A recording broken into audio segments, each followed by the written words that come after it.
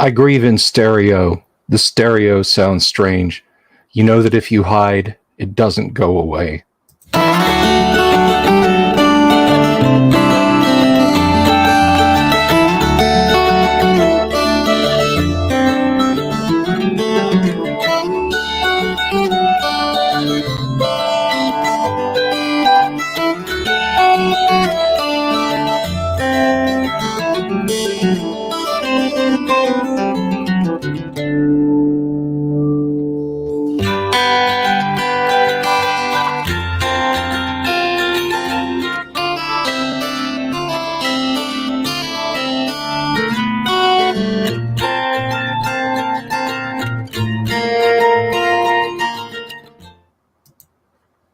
Good evening. How are you all? It's good to see you. It is good to be seen by you. Who am I to say that it is good? I am Bill Silly, aka the Dungeon Delver, coming at you 5 nights a week, guys, for the most part. Sometimes we have a few hiccups now and again, but we're all here and we're ready to rock and roll. Greetings, Dave, Mills, John, Gus, Dungeon Minister, King on the Mountain, like Crom, Vincent Notobartolo, the Dungeon Minister, spouting that heresy. You must be from one of those Eastern orders with your Beckme. Ardu, greetings. Hello, how are things in Sao Paulo? Fuchsia Cone, Robert Phillips, Wave of Mutilation. I'm glad you went back to Wave of Mutilation. I got to admit, it's scary. It's a little edgy. I like it a lot. Who else do we got in the house? Luther Pendragon. To watch my P's and Q's. Fellow Bama fan, Luther Pendragon, Roll Tide. Mobius, did I say Mobius? If I did, we just came back around and said it again. Uncle Brat.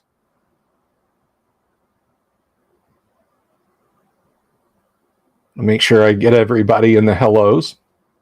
You don't get a hello if you show up later. I'm just welcoming in everybody early. Damien247. How are you, guys? How are you doing? Lots of interesting stuff going on in the RPG world today, and I want to thank everybody who sends me tips for news videos to do. It's wild, you know. I'm not cynical. Billy Bennett, hello, how are you? Just finished material for the system I keep. Took a lot of inspiration. Awesome. That's the way you do it. A great Pixies reference.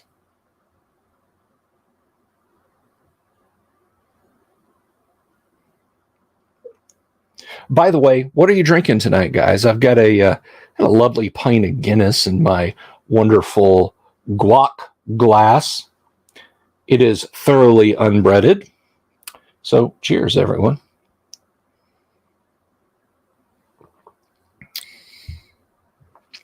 But anyhow, I'm hanging out with you guys tonight. We're going to talk, you can talk RPG topics with me, but yeah, no, you guys have been awesome. Stuff that you want to see. Oh, speaking of stuff that we want to see, the gentleman, and I'm going blank here because, what else is new?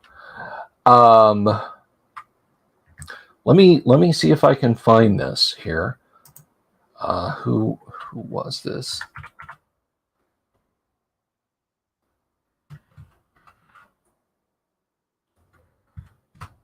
No, I had done a video about a piece that James Lynch did on cbr.com. And if you guys haven't seen that video, you can go check it out. It's not that long. It's about 10 minutes long. Don't leave now. Do it later if you want more me after tonight's show and after tonight's AD&D game. But it was written by James Lynch for cbr.com, and it's called One of Dungeons and Dragons' Oldest Iterations Remains Its Best. And what he is talking about in the article is first edition advanced D&D, which the press have said it. Now it is objectively true. So I got to talking to James on Twitter this evening, and we're going to have him on the show. Not tonight. Calm down. Settle. But we're going to get James on the show as a guest, and we're gonna talk about that opinion of his and why that's an awesome thing. So I'm looking forward to that. I thought Aussies all drank beer all the time. But yeah, we'll have James Lynch on. Unfortunately, not David Lynch. We do what we can. But James will be more awesome because I don't think David Lynch even plays Dungeons and Dragons. David Lynch probably plays Chill or maybe Call of Cthulhu, but I'm thinking he does some story gaming. No offense to Mr. Lynch meant. Wow, 27 folks in the chat. Vinny says he's looking forward to AD&D tonight. That's awesome. We're going to be a little light on participants tonight. We have a couple of players who are going to be out, but we're still going to have fun. Foster's, a.k.a. Sex in a Canoe. And if you know why that is, yeah, Lynch lives Call of Cthulhu. Well, what would that say about Cronenberg then?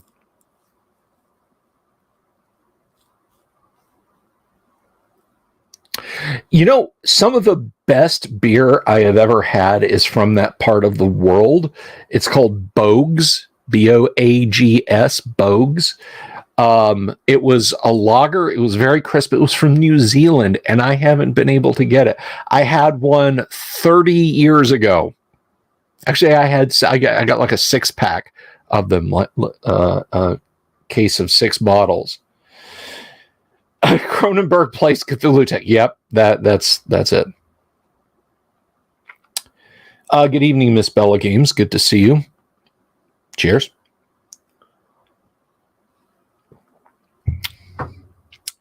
Cooper's Sparkling 5.8, delicious. Oh, Fuchsia, you're from New Zealand. Then do you know Boag's? Perhaps you do.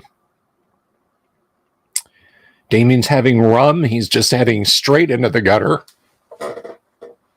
Well, I mean, is it good rum or is it like, the stuff you buy in a plastic bottle? Oh, Wave knows Boag. I guess we get over to the mainland there, over to Australia. But anyhow, Foster's was the only audience beer I knew. I don't know what an audience beer is. St. Pauli Girl, nothing wrong with St. Pauli Girl. Famous Fighting Australia once. That is a fantastic skit. I love that Python skit, and we would play and listen to part of it. Vincent's the drink, not the virus.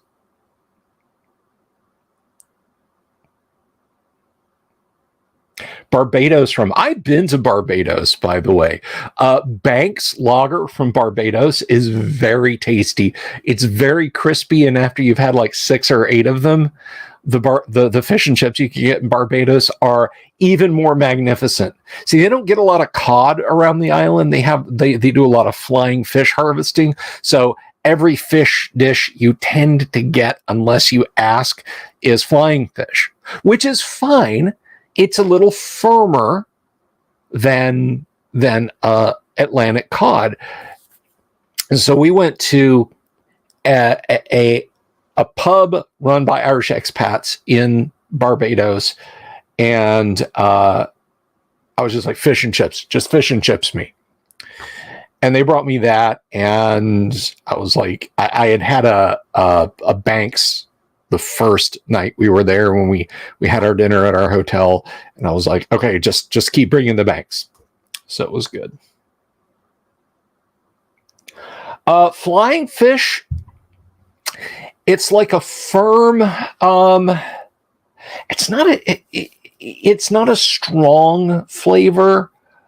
I would compare it to like maybe a haddock. Like any of the white fishes, And you may have had some if you've had that fake crab that's basically just white fish that they mash into a cube and then paint with red food coloring.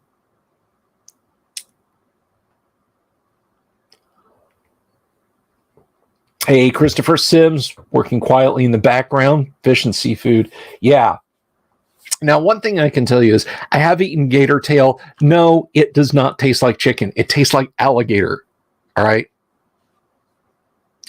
It is a little on the fatty side, kind of chewy, but it's delicate, and it has a very robust, gamey taste to it. Beer and lima beans. Hub. No, thank you. I will pass on that.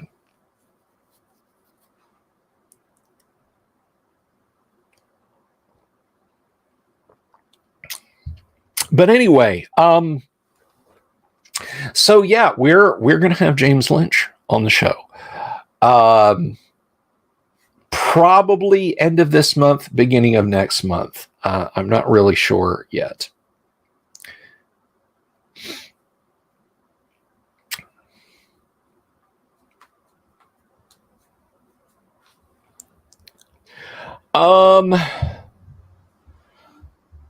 Ton of gator at that place under the bridge at Daytona. Excellent, Dave. Excellent. Tilapia, cod, haddock, tuna, smoked salmon. Well, I mean, you're from the Midwest, right? Like, you're going to get fish from the Great Lakes, and that's about it, unless you're eating, Gorton's fish sticks.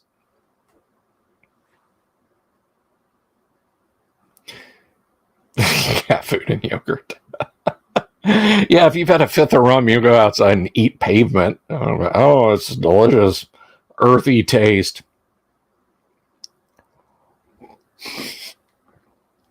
Something a self-unalive cult would eat things with. Yes, that is very true. And yeah, Vincent, me and artificial crab meat, I can, because it's fish. It's white fish that there's no crab involved. Like, this did not come from the fish might have swum past a crab at some point in its life. Hey-o, IR, good to see you. Imperial Ramblings, wonderful. More and more people escaping from their loved ones tonight to hang out with me on the stream. That's awesome. So this, speaking of love, and we're going to talk RPGs. I love RPGs. There we go. That's it. Good night, folks. Speaking of love and RPGs, this popped up on Twitter the other day, and I thought this was kind of interesting. But somebody asked about intimate contact, intimate romantic. Well, what is oft associated with romance, and I have to be careful about the words I say because Susan. But the topic came up of how do you handle that in your games, and I have only ever done like, okay, well, the paladin and the queen will retire, and then we just we just won't go there. We're not gonna talk about that. We're just gonna fade to black. If I tell if it's a private thing, if the character says, hey, I want to see if the barmaid is up for fun, make a reaction roll. Oh, look at that. Fade to black. And I don't understand. Bless my innocent little heart. But I don't understand look. I have gamed with wonderful people. I have gamed with physically very attractive people. I have gamed with people who were no more attractive than I am, and that's kind of a scary thought.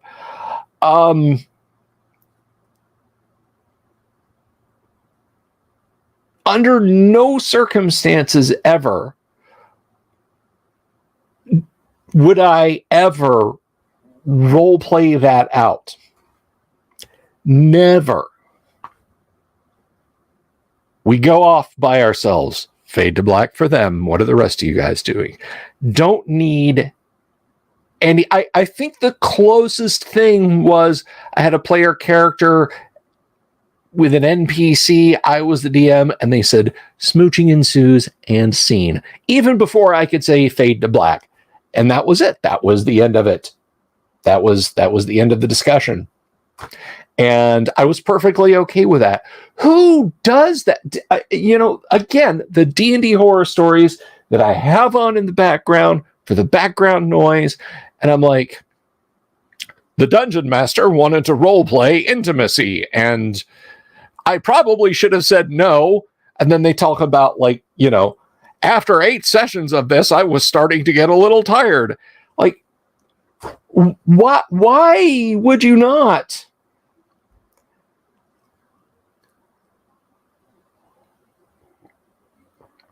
Why would you want that in your game? Why ever?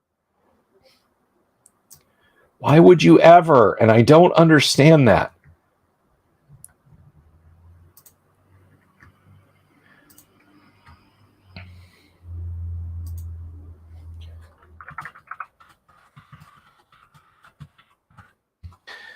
Like, which is, I don't know. Maybe I'm a prude. And I guess if the question comes up of, well, what if it was just you and a loved one? I wouldn't be, I don't know. It would be too awkward and weird. I mean, if it's gotten to that point, I'm not going to say, okay, let's pretend on graph paper for a little while, unless my SO was really super into it. Vincent says no intimacy in D&D, please. Ah, yes, Luther. But some of us are married losers, you see. So there you go. Time to LARP.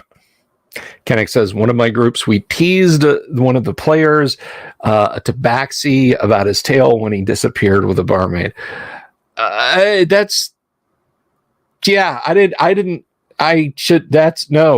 No. Lux says, I walked in on set.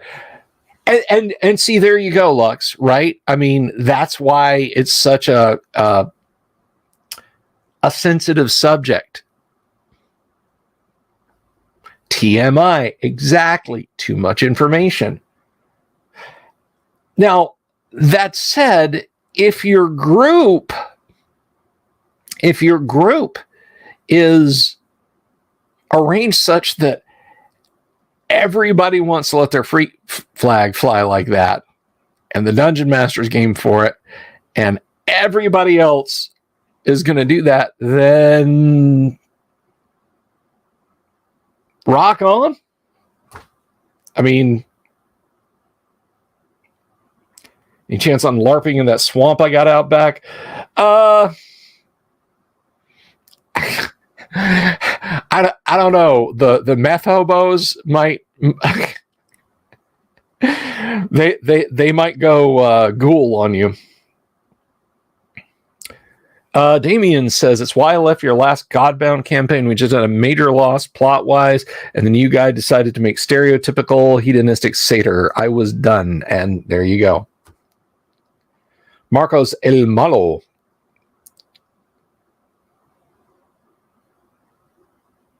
Oh, Marcos. So the BOEF is like... I was of two minds about that thing. Yes, I've seen it. All right, you can find PDFs of it knocking around if you're that interested in looking for it and don't want to pay a small fortune. Lux, I think that's the probably the best way to say it. You shouldn't try to make anyone at the table sit through something they don't care for. Right. No, it's okay, Marcos. You just caught me off guard there with that. But the BOEF,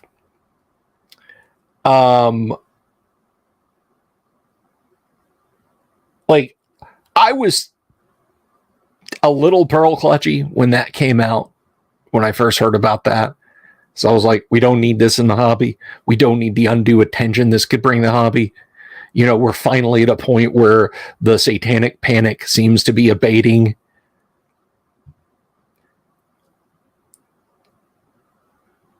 Geek Nerd Game, greetings. Good to see you. Welcome. The truth is out there, and Geek Nerd Game is in here.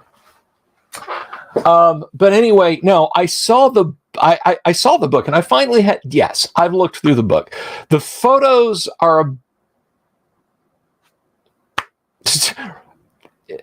kind of laughable. Not the people in them, just like the amount of filters and Photoshop they threw on the large majority of it. And the content is, in the overall, kind of laughable. If you want that sort of thing at your table, honestly, you could probably come up with something better than the BOEF.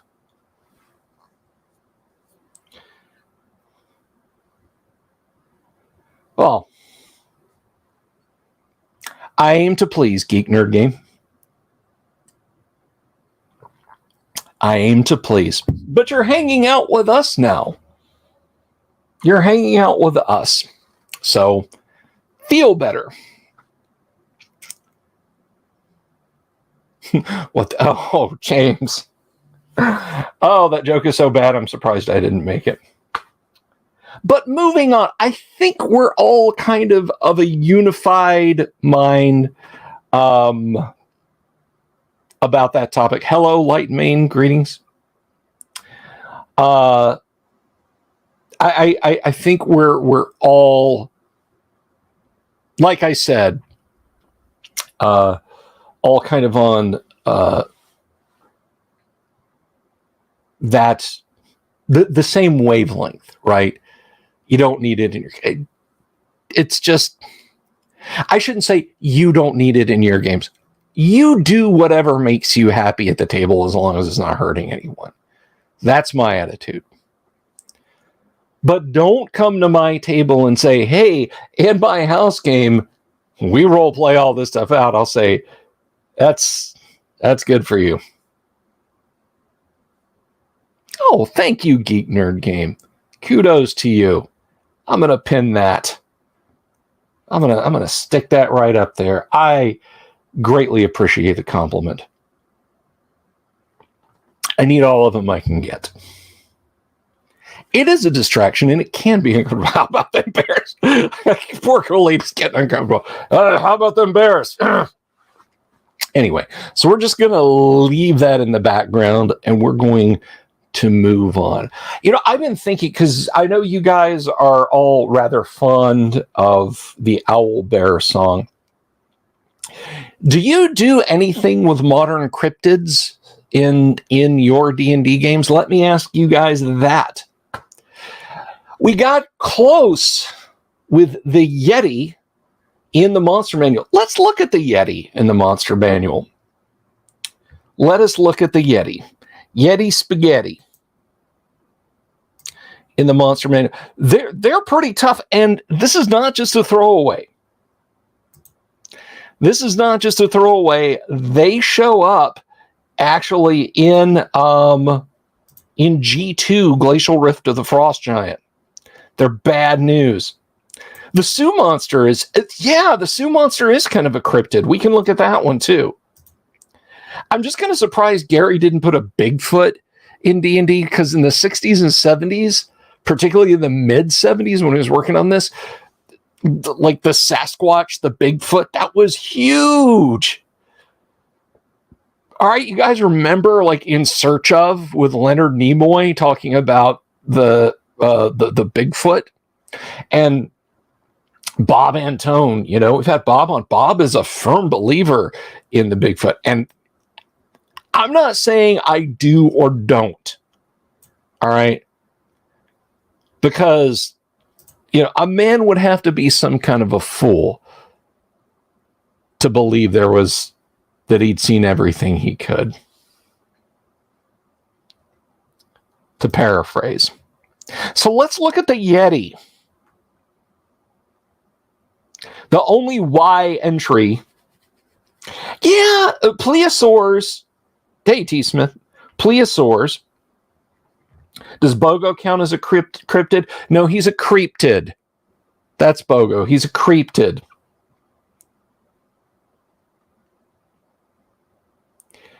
All right, so let me see here. Share screen, share screen, share screen, share screen. There we go. Share screen.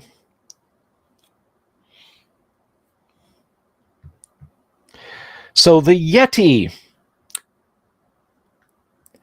They are very rare, number appearing 1 to 6.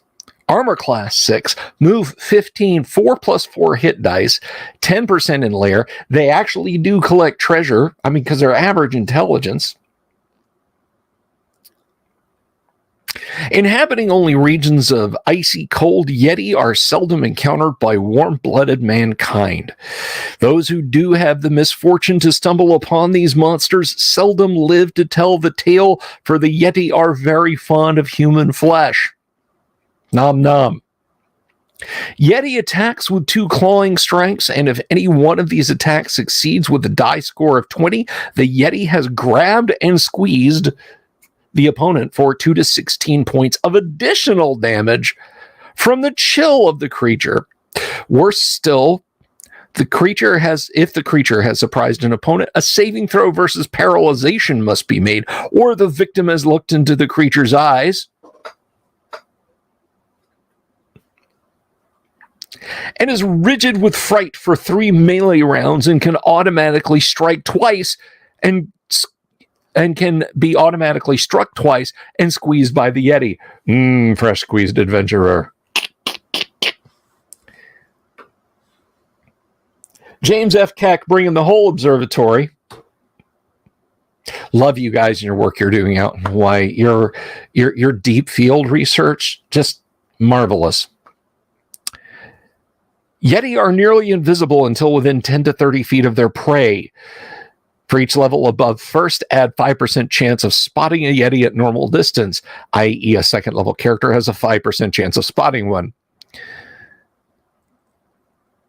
For those of you playing along at home, you would have to be 21st level to be able to see a Yeti, by which point you should be able to just flick one in the nose to knock it off the mountain. Legend of Boggy Creek, that's right.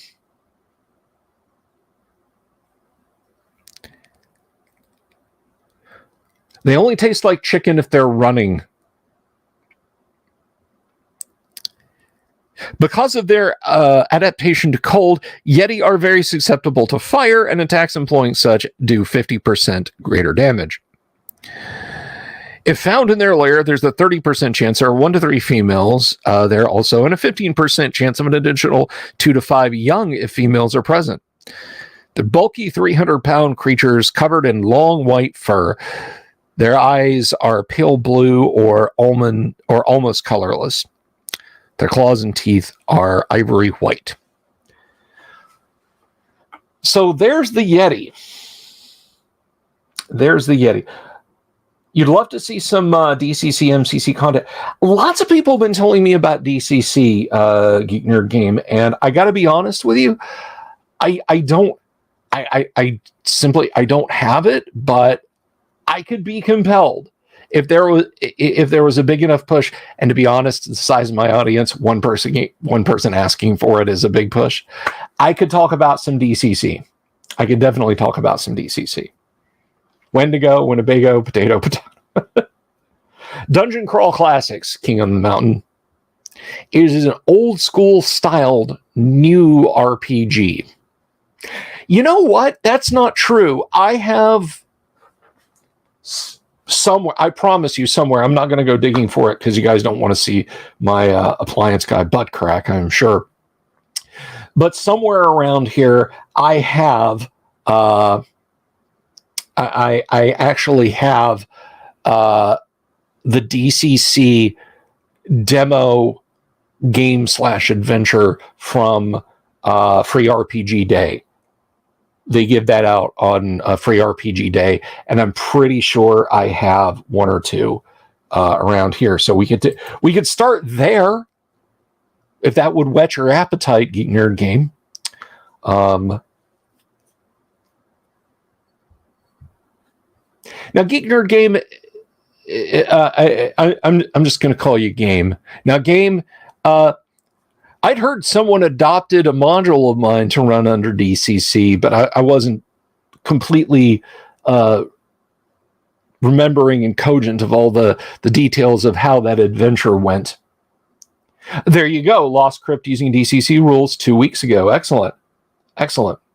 It's nice to know my advanced Dungeons and Dragons writings translate well into other systems. I try to keep it simple. I try to keep it lean. Oh, and speaking of advanced Dungeons and Dragons,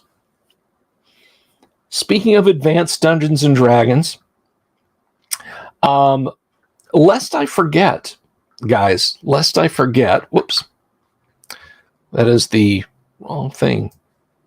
You just move that over there. Of course, tonight's show is brought to you by our friends at Hellebarde Games. Hellebarde publishes the modules that they'd like to play, with offerings for OSR, Castles and Crusades, and 5th edition. No matter what rules are in use, old school gaming is at the table. You can grab Hellebarde modules on DriveThruRPG or via their website at hellebardegames.com. They're awesome people. Don McVitie is the head guy over there. You should definitely check out their offerings. And they might publish a thing written by me. You could give that a look.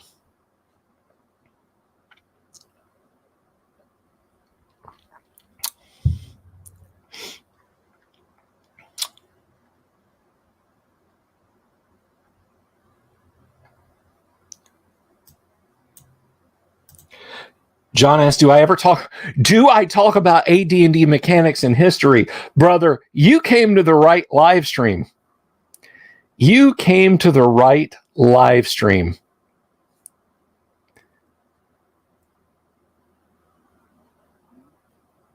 Yeah, we got a sponsor around here.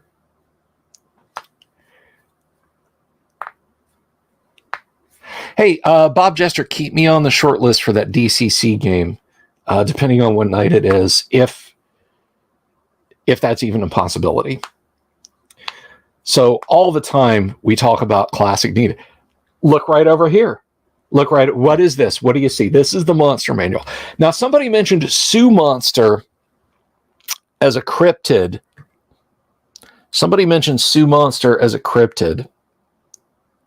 So let's take a look at the Sioux Monster. You guys tell me. Now look.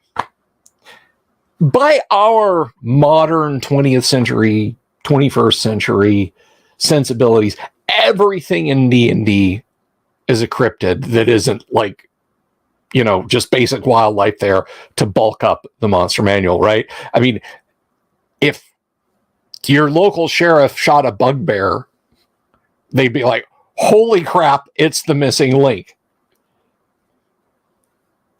Are printed soft covers of my modules available? I have some copies of The Lost Crypt that I can autograph. I don't know if Don has any soft or any hard copies of Temple of the Sun left in stock. I know for a fact you cannot get Elemental Moon anymore. Sioux Monster es mi monster. Thank you, Colin. I love that.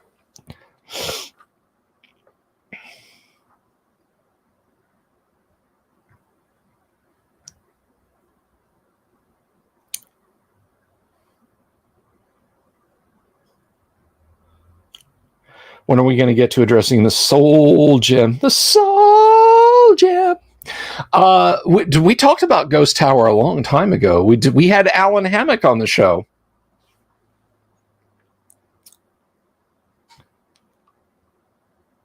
But anyway, but from an AD&D standpoint, you know, it's like, you tell me there's a cryptid living in the forest near me, and I have forests near me. I have a belt of woods that way, and I have a belt of woods that way.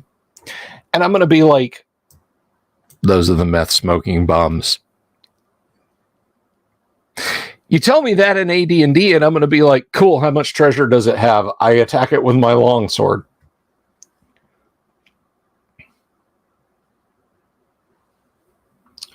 No, my Discord is not protected by Patreon. Anybody who wants to join us on the Discord, Geek Nerd Game, if you want to connect with us up on Discord, anybody, I will share this. This is only good for a week. Look, I've tried to do the permanent link thing. It doesn't work. It never worked. I would hope you'd report me as a cryptid. Oh, Ben McSwain, thank you so much. Sorry, not sorry to interrupt. The jig is up. The surprise is over. Please check my email. Need your assistance. But right now? Like right now? Because I'll do it now if you want me to. But anyway, I'm going to talk about the Sioux monster, Ben. But thank you for the super. The jig is up. The surprise is over. Please check my email. Need your assistance for the announcement. Okay, well, yes, no, not now. I'm talking about the Sioux monster. I'll do it after the Sioux monster. Me monster as Sioux monster. Now. Oh, God. All right, you dorks. Nerds. Fine. You're interrupting the show. I hope you know that.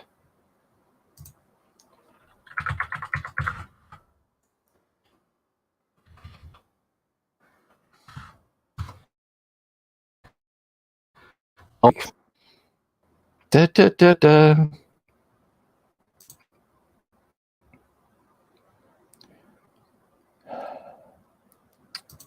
Do you want me to read the email or just read the email and then react to it?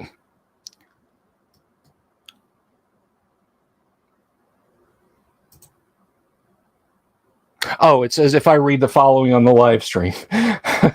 Oh my God, you guys, relax. I'm gonna read it. Hold on. So you want me to read this on the live stream? Okay.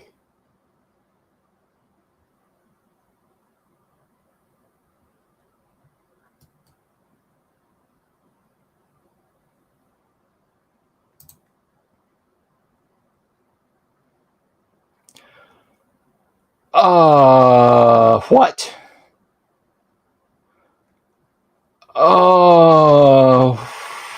What?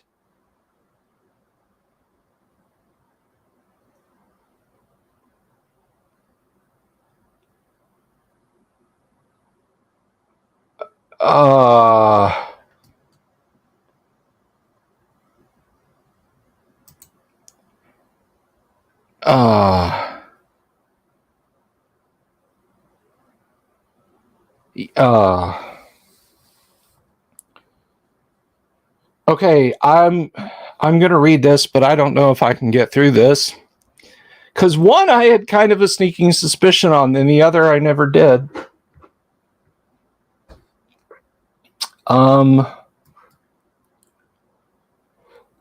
Should I read the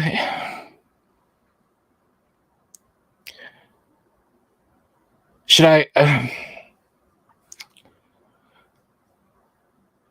I read your you guys?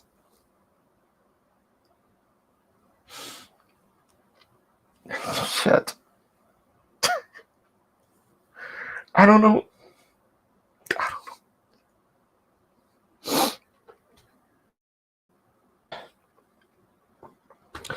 I don't know what to say. I honestly don't know what to say.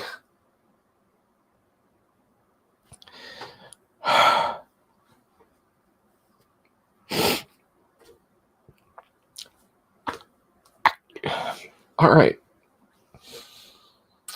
This is from Ben. And by the way, Ben deserves all the respect in the world. Ben is a former F-15 pilot. He flew the best fighter combat jet ever made in defense of this country. So the F-15 C, correct? Did I get that one right?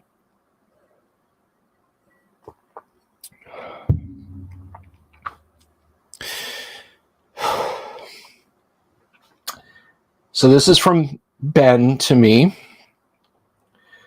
Hey, Bill, we're all busting at the seams to let you know. We're not actually finished, but timing requires you to know before it puts you in a time crunch. While we understand that this isn't your style and might even be uncomfortable, it would really help us out if you read the following on the live stream to let everyone know what we've been up to on the secret Discord channel. Ben asked me a week or 10 days ago to please give him a secret Discord channel and to stay out of it.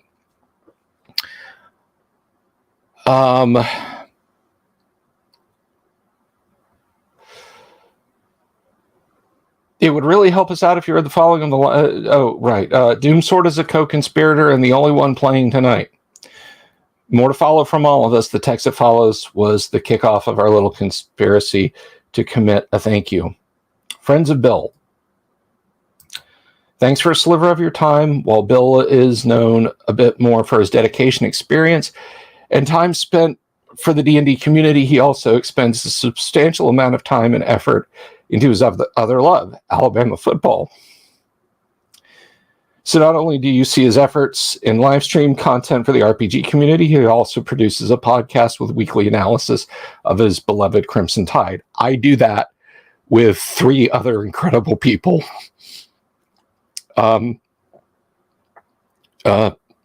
Imperial Ramblings, Boganora, and John Henry and Jess all make that show tick. Ask Bo how many times they've had to correct me saying I'm surprised that I don't say that Wallace Wade is still a coach at Alabama. So they're 75% of the show. Bill has had a streak of challenges, as many of us do, yet continues without fail to produce live and recorded content. He's also revealed to us Bama fans that his lack of ability to have ever attended a home game of his favorite sports team. When I was a kid growing up, we lived in Gadsden, and we were poor. We were poor. My dad paid rent in the duplex we lived on 10th Street sometimes by literally just fixing things in our landlord's their half of the duplex. Friends of Bill's have started a GoFundMe account to try and fix a couple of these issues as a token of gratitude to his friends and followers.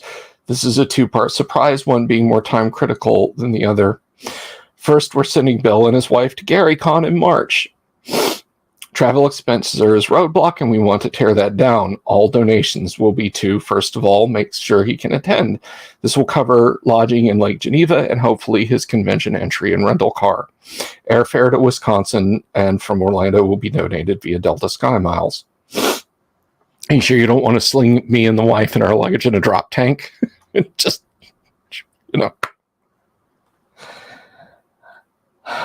Second, we'll send him to Tuscaloosa in October to attend his first Alabama home game. Same arrangement, only the donations will be for ticket cost and rental car to the nearest airport city.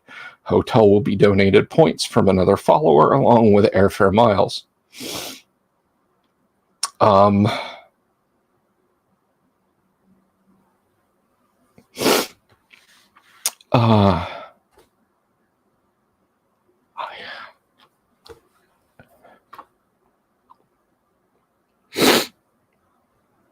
I don't know what to say. I don't know what to say, guys.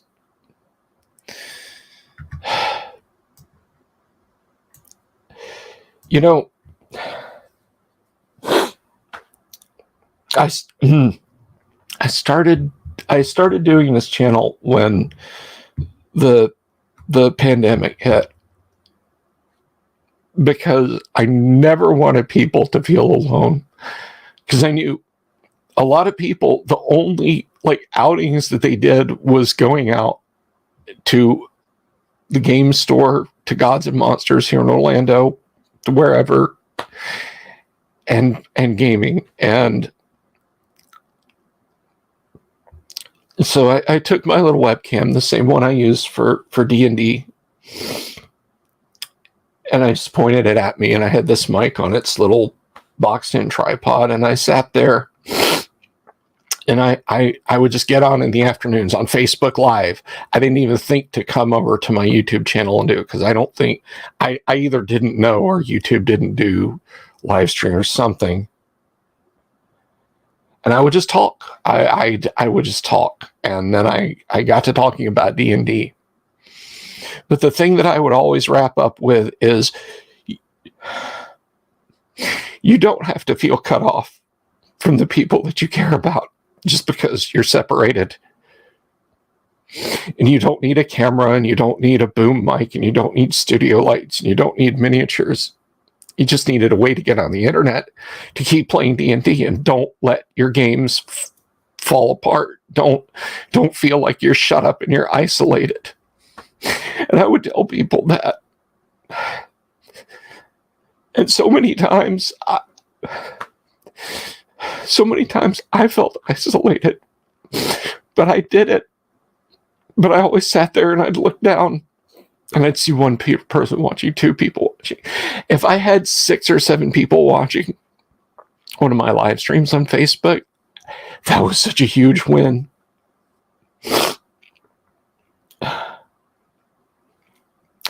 That was such a huge win for me. Not because I wanted the attention, but because I wanted the message to go out, to not stop reaching out, to not stop talking to people, to not feel like just because the government and circumstances had shut you up in your house or your apartment and you couldn't be with the people you cared about, that there were still ways to communicate to them. And I would do it every afternoon. And then I moved into the evenings, and then I started streaming on Facebook and YouTube. And it was just streams. And I always said, just keep going. The one thing that I always held close to my heart was, whoever was watching, whatever that number was, if there was one person on the other side of that camera, if I looked down on the live count thing and it was one person, I'd still do it, because that's one person that wanted to hear another person's voice. And I would keep doing it. I told my wife, and she said, "That's awesome." And so I sat here. I have sat here day after day, and now night after night. And when WotC shot themselves in the foot, people telling me, "Hey, you're my main source, and thank you for doing this."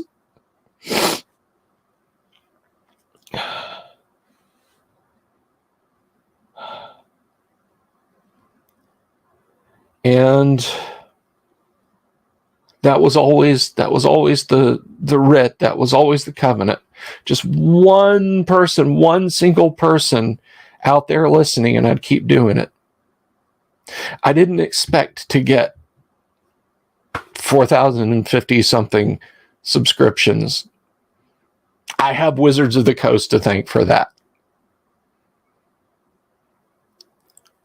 But my gratitude is not to them. It is eternally to the additional thousands and thousands of people who've come to sit and watch the channel. And yes, I dragged Ben here. I met Ben on Roll Bama Roll, which is a Vox Media sports website. And like, that was a part of my life that I kept, like, I thought, okay, these football guys, I'm always surprised to find people my age and younger who are into college football, because when I was a little kid, college football was my dad and my uncles and my grandparents, y'all smoking and drinking Coors and sitting around the Zenith console television watching bowl games on Thanksgiving, you know?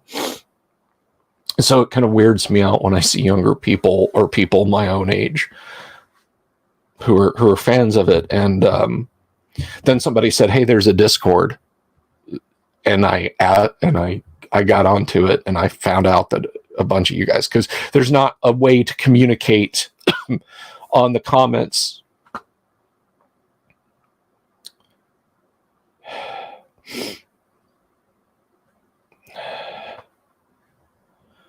Pin what on Discord? StreamYard. Pin what on StreamYard? Cabinizer, you stop being... Yeah. Isolation was extremely pleasant after life on the streets.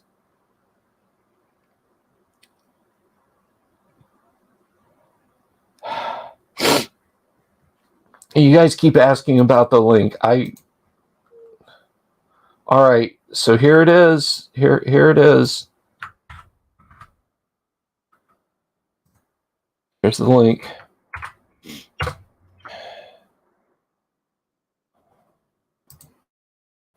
And when I got to 1,000,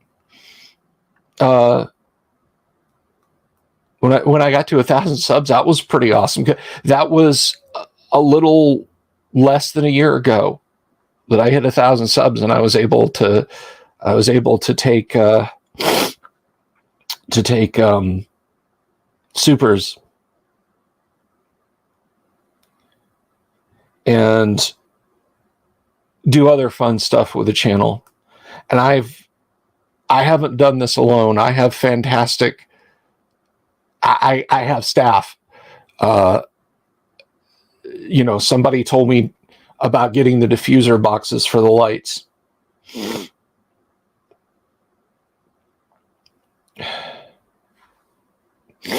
Golden Flake potato chips and a bottled Coke. You know it, Luther.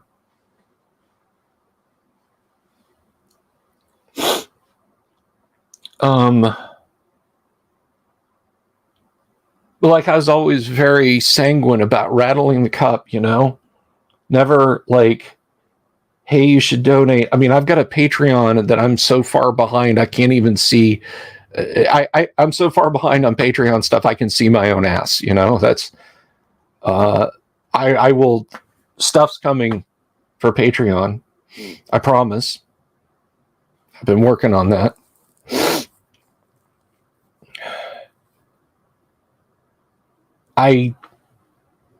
Guys, this is utterly beyond anything that I don't think of myself as being like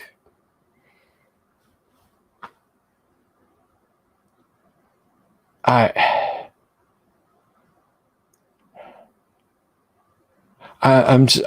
at a loss for words, guys. I'm at a loss for words. I don't know what to say. I've always wanted to just do this by myself. I never wanted to, like, I never wanted to, like, be running around trying to coordinate people. You know, people are like, why don't you hire someone to do thumbnails for your video? Well, because I can't pay anyone to do it. I jokingly said on Twitter the other day that I wish I had someone to do thumbnails for me. 5 DMs from accounts that had hot chick avatars, like quirky, artsy chick avatars. And they were all obviously bots just designed to get me to respond to them. Squirrel Hermit, hopefully I'll see you there too. Yes, Death Angel, Shadow Gods and Monsters is still around, and they're going strong. It's a smaller store, but it's even more awesome than it used to be. No girls on the internet.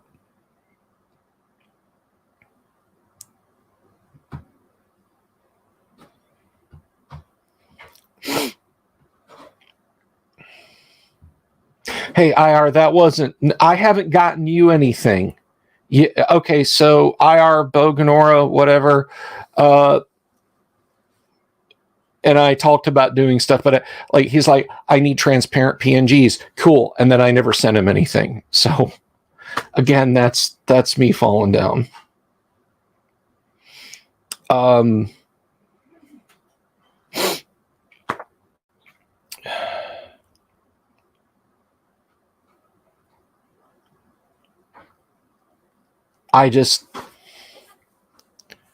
run out of things to say.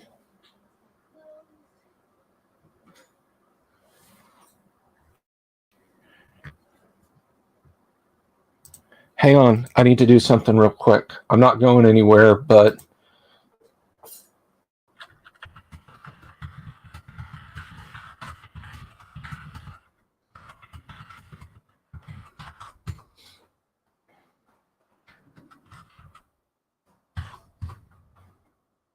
I guess we'll go back to Sue Monsters in a minute. Oh, you just want me to bawl my fucking eyes out, don't you, Fuchsia?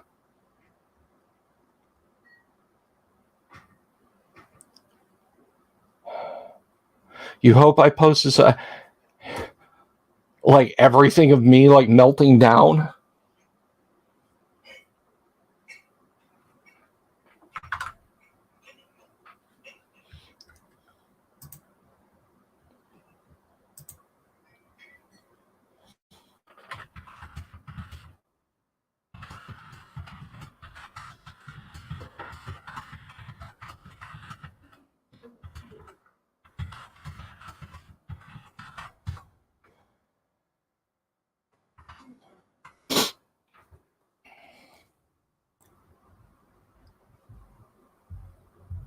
Never restrain it.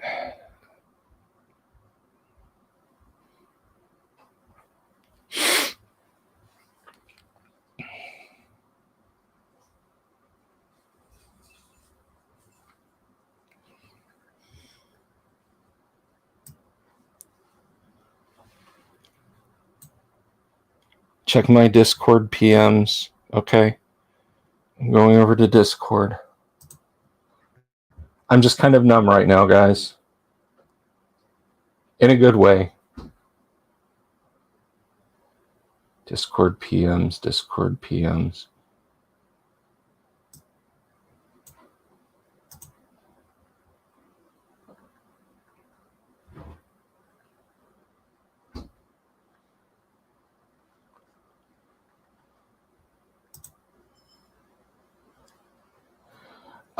Yeah, okay. I'm seeing it now. A campaign, something like Fred Saberhagen's Sword series combined AD&D with Gamma World. You could do that.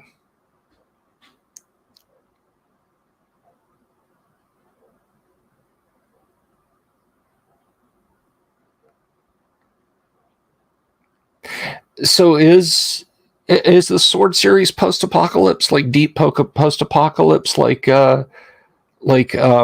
Elfstones, like that kind of thing? I love Saberhagen's Berserker books. I would totally run a campaign in the Berserker universe if I could pick up the right system to do it.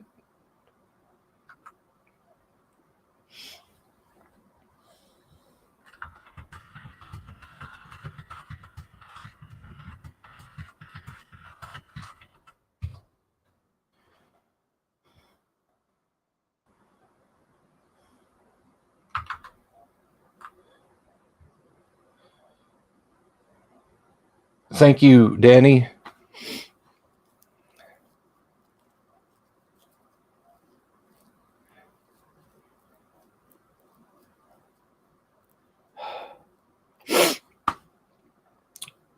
The not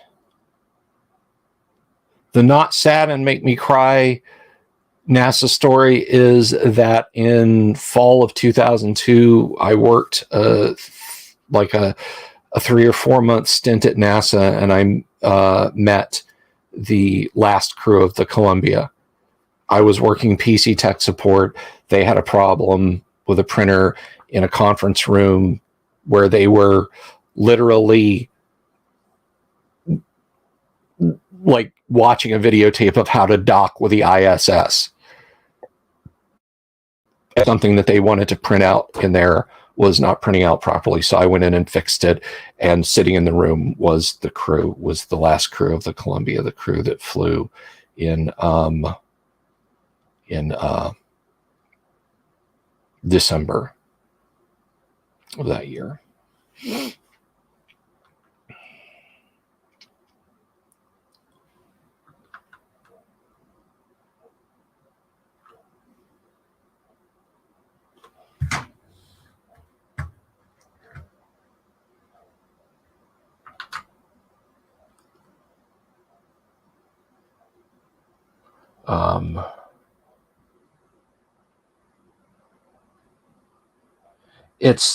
It's on the screen, IR.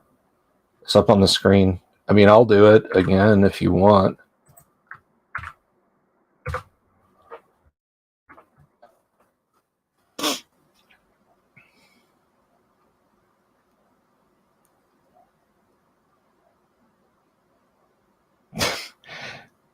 I ran in one, freaking radiation made my female droop bleed more.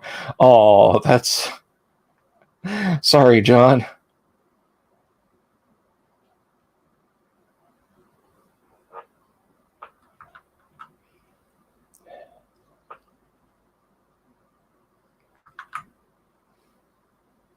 It's on the screen. Look on the screen. Look up on the screen.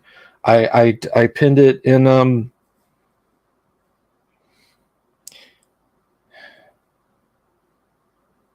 I pinned it in what is this thing? StreamYard.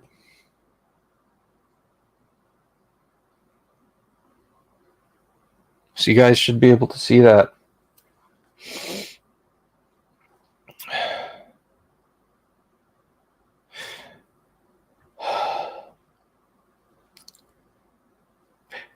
I don't know how I'm ever going to repay you guys for this. I just don't.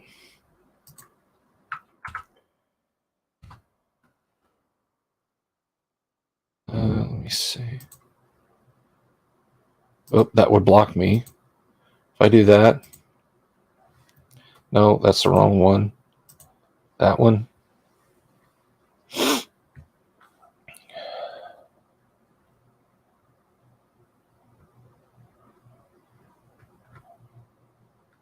An unswollen head is all you ask. Dude, I look at this potato. You're out of luck. Okay?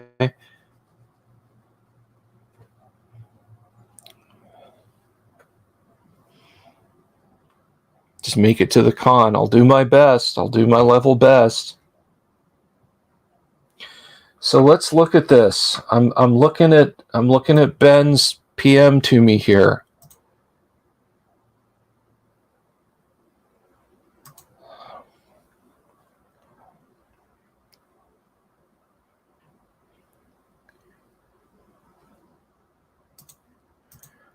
I'm not even sure. Bella Vista Suites, Lake Geneva is the hotel.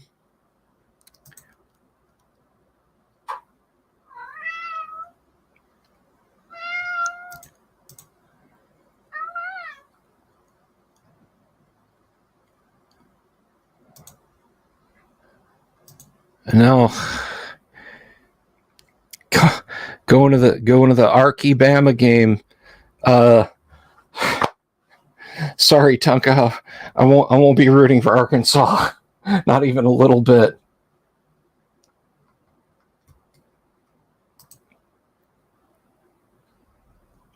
You didn't see it. I didn't see it coming either.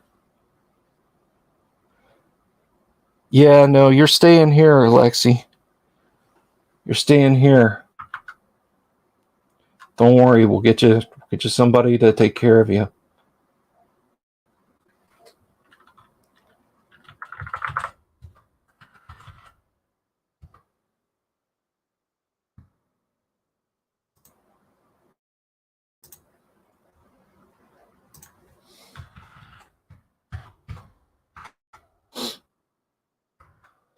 I'm not ignoring you guys.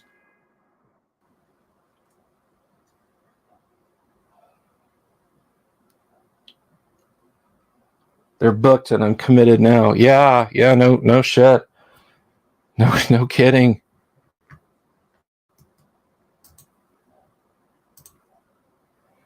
That's I was hoping to find like there she goes. I was like hoping to scrape up Alabama FAU tickets to like try because they're coming down to is it FAU or is it USF that they're playing? I think it's USF.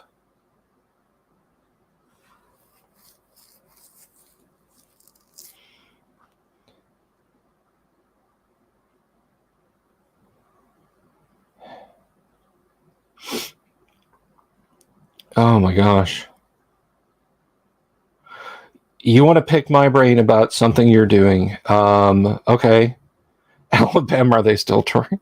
Play you some mountain music. They're from. Wait, somebody told me that the band Alabama was actually from Auburn, but I don't know that I believe that.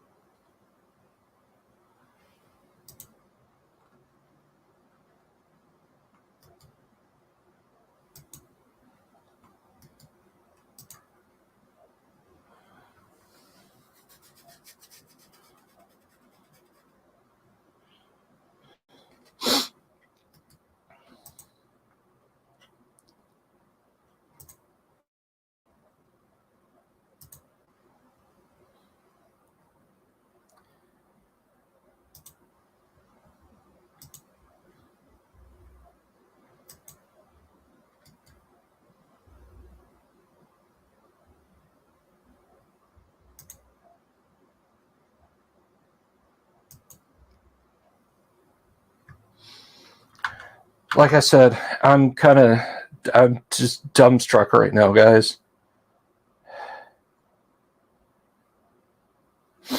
They're from Fort Payne. Okay, Death Angels. That's no. I've said some bad words a couple of times. Alabama from Cleveland.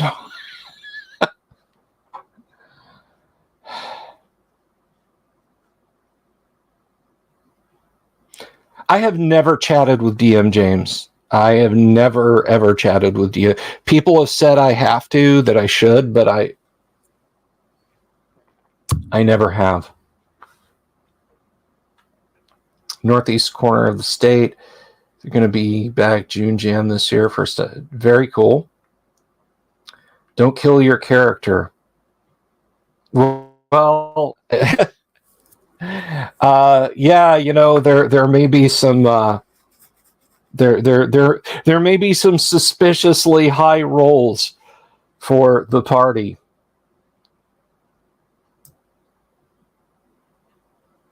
Yeah, I know, and I've never met the guy. I've kind of communicated with him a little bit.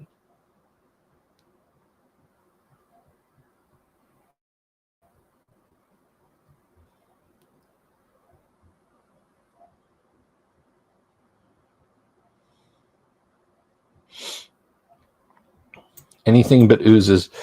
Yeah, it was kind of funny last night. Matt, our railroad conductor, you heard Professor DM. If I went to see them play the Vols, I could stop by. The Vols are playing in Tuscaloosa this year, and I hope they get crushed. I hope they get their existences squeezed out of their bodies. so that it is just a pale gray smoke that blows back to Tennessee.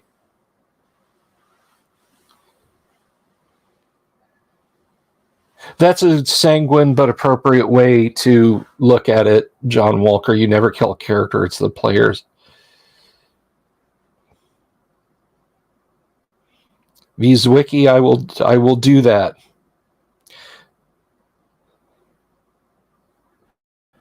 And out in front of everybody. Of course, I'll meet up with you guys.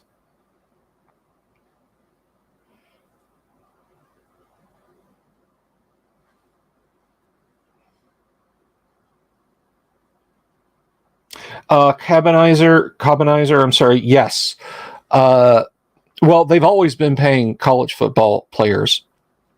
They were called bagmen.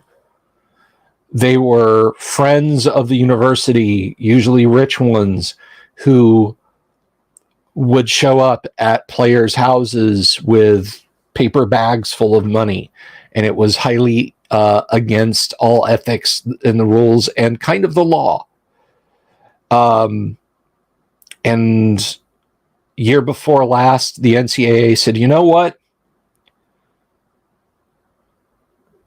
If these guys want to cut a deal with businesses for what's called NIL, name, image, likeness. So if you wanted to open up Bryce Young's like if Bryce Young wanted to endorse a car lot, he could go and make a commercial and get legally paid by them. So they made bagmen legal.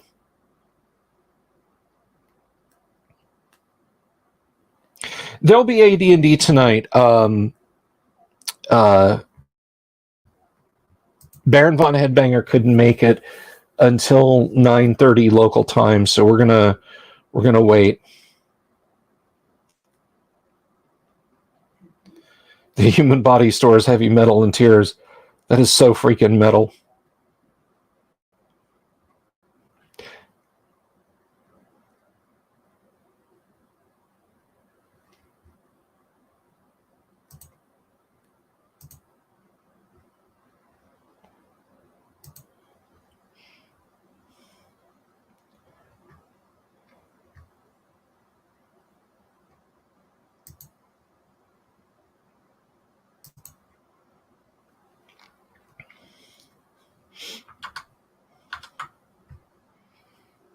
You have metal in your heart? Do you have a stent, Death Angels?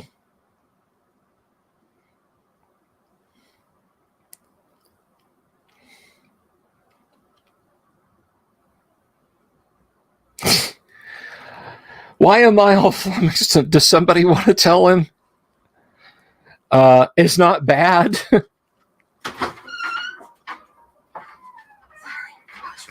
That's okay. Hey everybody, Mrs. Me is stepping in here. I want to read something to you. There's the camera. Say hi, everybody. Hi, everybody. This is you. That's funny. So I'm going to read this to you now. This is from my buddy Ben, who I actually know from the Roll Bama Roll forums first, and he followed me. He says, I'll just jump straight to the thing, and then I'll send you the email. Friends of Bill, thanks for a sliver of your time. While Bill is known a bit more for his dedication, experience, and time spent for the D&D community, he also expends a substantial amount of time and effort into his other love, Alabama football. So not only do you see his efforts on live stream and content for the RPG community, he also produces a podcast with weekly analysis of his beloved Crimson Tide with 3 other people who do an amazing job. Without which I would just be a nerd with a microphone like I am here. But anyway, you are a nerd with a microphone. I am a nerd with a microphone. But Bill has a streak of challenges, as many of us do. Don't let her step on the keyboard. She might disconnect us. Yeah, she wants our attention. Yet continues without fail to produce live and recorded content. He has also revealed to us Bama fans that his lack of ability to have ever attended a home game of his favorite sports team. Friends of Bill have started a GoFundMe account to try and fix a couple of these issues as a token of gratitude from his friends and followers. There's a 2-part surprise, one being more time critical than the other. First, we are sending Bill and his wife to GaryCon in March. Travel expenses are his roadblock, and we want to tear that down. All donations will be, first of all, to make sure he can attend. They will cover lodging in Lake Geneva and hopefully his convention entry and rental car. Airfare to Wisconsin to and from Orlando will be donated by Delta Sky Miles. Second, we'll send him to Tuscaloosa in October to attend his first Alabama home game. Wow. Same arrangements, only the donations will be for ticket cost and rental car from the nearest airport city. Hotel will be donated points from another follower along with airfare miles. It's a bit of an undertaking, but every single dollar helps. Or just a note of encouragement are all appreciated. We're having a private discussion and planning without Bill knowing on his Dungeon Delver Discord channels, and the GoFundMe donation link is, well, it's right there. If we hit our goal of just $1,500, we'll be very close to covering both trips for Bill and his wife to the convention. Anything over actual expenses for the trips will be given to Bill for studio improvements at his discretion for live stream and content production. Thank you so much for your time and consideration, Ben McSwain. So that's really cool. Thank you guys. Our anniversary is in March, so yes, it is. That'd be nice too. Yes, it is. It's been a long time since we've been. Yeah. The last time we went to Lake Geneva was the year after. No, not even the year. It was like the year that Gary passed away. Mm-hmm. He passed away in March, and we went in June for the last time. Yeah, and it's true. I was pregnant with Rose. It could have been more fun. No, Gary was still with us when I went. Yes. Does a cat role play also? No, but my dog Zeus does. Now, Lexi is the dungeon cat, though. She is the dungeon cat. I have so many pictures on social media of her lying in the middle of Dwarven Forge setups. That's true. See ya, Bo. Thank you. Question from John Walker: does the missus play? Not currently. She does not currently. No, I cut my teeth on a was a half elven fighter. Yes. And about the stealth. And a paladin. You That's ran true. a paladin. I was a very good paladin. You were a very good paladin. Good evening, Bill's wife. We've been making your husband cry. Okay, maybe a little bit. Yeah, somehow not shocked, but that's okay. So, I have kind of been trying to think of things to say, clever things to say, because I just started tonight drinking and talking about how being prurient has no place in D&D games. And then I said, let's talk about cryptids. And then John came into the chat and was like, check your email. And then everyone else went all Stepford wife on me, or Hot Fuzz rather. Yes, check your email. That is one of my favorites. So I've been blubbering. So I'm a slasher. Mm-hmm. So did he make you paint your first mini? She started painting minis. I taught him. She taught me. Much of my mini technique is because of her. Gateway thing. Yes. Then he took it way more seriously than me, and got better at it. And I'm like, "You're good. I can't teach you anymore." So yeah. You think you can pretend to be a gamer for a couple of days? I could maybe do that. I think you have some lovely jade dice too, don't you? I do. I have some beautiful dice. Yes. So we'll be there. The gaming's media power couple will be at GaryCon. So that's all you. They've sent me. They've sent me all the relevant info. I will tell you about that. Have I given? No, I haven't given her the title of Paint Goblin. She is not. No, does not sound good. No, she is Paint Lady. Not a painted lady, though. Not a painted lady. No. Every mini you paint, you should learn something more about painting. That's very true. Mm-hmm. I figured out the red hair. That's right. Mm-hmm. That's right. I paint red hair with a technique that's true. That she taught me now. On my thief mini. Suspiciously large amount of red haired miniatures now. It just looks so good. Yeah. It's weird. I look at tutorials from like Games Workshop, and they're like, how to paint black hair. This should be fairly simple. You just need some midnight black, maybe with some faint. No. Bless your heart. Vomit green with some bilious brown highlights, and it looks black. And I'm like, it does. He's out of line, but he's right. So the GW tutorials are weird. Not necessarily wrong either. Dungeon Minister has roots in Wisconsin. He should definitely be there. Come down and bless the con. No, I've never driven in snow, though. That's a problem. I don't think it should be snowy in late March. You're gonna jinx it. You're gonna jinx You're gonna jinx it. It's true. Then we Uber. Yes, absolutely. Then we Uber. If Rusty's up there, we'll get him to chauffeur us because that's true. But anyway, he'd probably just Uber too. I would seriously. I really hope so. Yeah, that Rusty would Uber. No, that's okay. That's okay. But anyway, I wanted to share that with you. You can feel free to stand there and hug me all you want. But if you want to go back to reading, that's fine too. It's entirely up to you. I would probably do it just only because leaning over is hurting my back a little bit. Okay, sweetheart. But that's really cool. Thank you, everybody.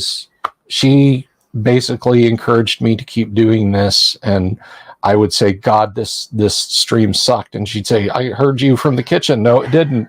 When I first started doing this. So you kind of said that about other things, and I'm like, no, you really don't. The girls and I kind of roll our eyes and go, no, Dad, you don't suck. So, but anyway, is Uber a code to drink to excess? Yes, it is. Yes, it is. No, because I get your headaches, and I don't appreciate that one tiny bit. And you drink too, they'll fix it. Thank you. Dungeon Minister doesn't have a passport. Are you in Canada illegally, Dungeon Minister? Did you? You can go to Canada on your driver's license.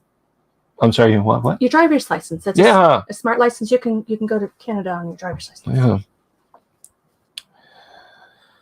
Oh my gosh! Thank you, Vincent, and the GoFundMe for the other odds and ends. There's my dog. Zeus has knocked the door open. Yes. As usual. Zeus, whom you guys helped this time last year, is over there looking at me with both of his healthy eyes. Mm-hmm.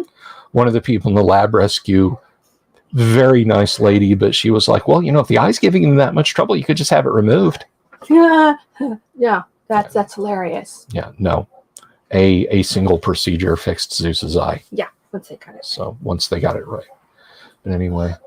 So, sorry. No, it's okay. All your hair. Your hair's longer than mine. I have to have it long because James from Neckbeardia said that I'm a proper grognard because I have long white hair. So it stays. Of course. You have to trust the Irish. Do I have a Hawaii? I'm looking at my Hawaiian shirt for Gary Con. He has more than one. And you have Hawaiian shirt because Saturday is Hawaiian shirt day. This Saturday? At Gary Con. Saturday Gary Con is Hawaiian shirt day. Okay. We'll get you up to speed. I have a coat to make sure I have other long coats. Yeah, I'm a planner. I'll be trying to figure out the wardrobe. Yeah. Anyway, well, that's all I have to say. They did change the driver's license thing after 9/11. Oh, yeah, that's true. All those extra, the birth certificate and all the other, Just roll down your window, stomp on the gas, and yell, "I'm clergy." They won't arrest you. Nah. Probably. Define they. Yeah, and just in case they're a multilingual border crossing point, yell it in Arabic. No, you have to yell it in German. It makes everything sound English. Oh yeah, exactly. Yell it in German. It's just like Ich bin ein Priester or something, whatever it is. Broom. I don't know. Lord. I don't know. That's terrible. I am terrible. The bedazzled flip flop. March in Wisconsin can either be balmy or frigid or anything in between. Plan accordingly. In 2018, when I went up there, I was I was drunk off my ass. I was very, very much very loud when you called me. Inebriated. Because you were so inebriated. And I was standing outside, in Because when you're inside the con, you don't need warm clothes. In fact, you need to really strip off a lot of layers because you're inside. So I also think it's cold outside when it hits 70 degrees and you want a sweater. Yeah. So, yeah, but I was standing outside with Rusty and some guys from Troll Lord Games, and I think Shelly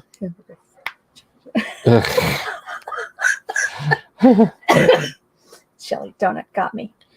The Jelly Donut got yes. But anyway, no. So I was standing outside in like 19 degrees in a t-shirt and my Hawaiian shirt and my cargo shorts. Well, I mean, the monkeys do ride on horseback, but I don't think they'd outrun me if I was driving in the snow. No. Now that I would love to see Yellen and Sindarin. No. Reverse and back through. I mean, surely. Nice. Lieberman in Wisconsin, I was blending. Yeah. And you know what? Like every hotel staffer, like the bartender, the waitress, the guy watching the parking lot, all either lived in, were from, or had friends with, or a house in Florida. What is it with you Wisconsinites in Florida? Honey, everybody up north wants to come to Florida for some reason. That's great. Usually not for the entire year. You guys visit right around that February, March. We get a lot of visitors come down in February, and we're like, oh, look, everybody's tired of the cold. They come down here and see the nice weather, and then they get lulled into a false state of just like happiness and think it's going to be like that all year round. D&D relevant. D&D relevant. Greyhawk co-creator, Dungeons and Dragons, original guy, Rob Kuntz moved to Florida for 2 months. He moved here in September and lasted to the end of October. September is the worst possible month to be in Florida. You know, that's like saying, I'm going to move to hell, but I'm going to move to hell in May. So he was out of here. He was out of here. Now, Colleen will back me up on this. The first time we ever went to Lake Geneva, we got to Lake Geneva, it was night. So we went to our hotel. When we got up the next morning and started checking out Lake Geneva, we realized that Lake Geneva was identical to the town of Mount Dora. Very similar. Here in Florida. Yeah. And I was just like, this is exactly like Mount Dora. And she was like, it is. Like, it's just oh my God, it is. It's more like a sci-fi movie than Deja Vu. Yeah, exactly. Like if you wanted to make a movie about Mount Dora, Florida, and they wouldn't let you film there, you could go to Lake Geneva and just put Florida license plates on everything and stick a few palm trees here and there because it's very much the same. Mm-hmm. Gators or pythons? Well, it depends on what part of Florida you're in. Yeah. And I don't know which one is bigger. Wave of mutilation. We're getting nothing done, and this could be the best live stream of this channel so far. I thought that, like, you know, I mean, done. I don't know. I thought it was rather charming. She was. She's one of the best features I've ever had on the show. We are at 4,060, which is the exact model of NVIDIA video card I'm going to buy with the money you guys are giving me. No. But we're at 4,060. When this baby hits 4,065, you're going to see some serious shit because on January 17th, when I was starting to post about the nonsense that Wizards of the Coast was getting up to, which is what caused my channel to explode, I noted that day that I had gotten a few subscriptions here and there from earlier in the month when I was bitching about the hit piece that PBS NewsHour did about classic D&D. And I remember glancing, it was at 1565. And I was like, oh, that's interesting. And then like 36 hours later, I was at like 2,065. And then a day or two after that, I was at 2,565.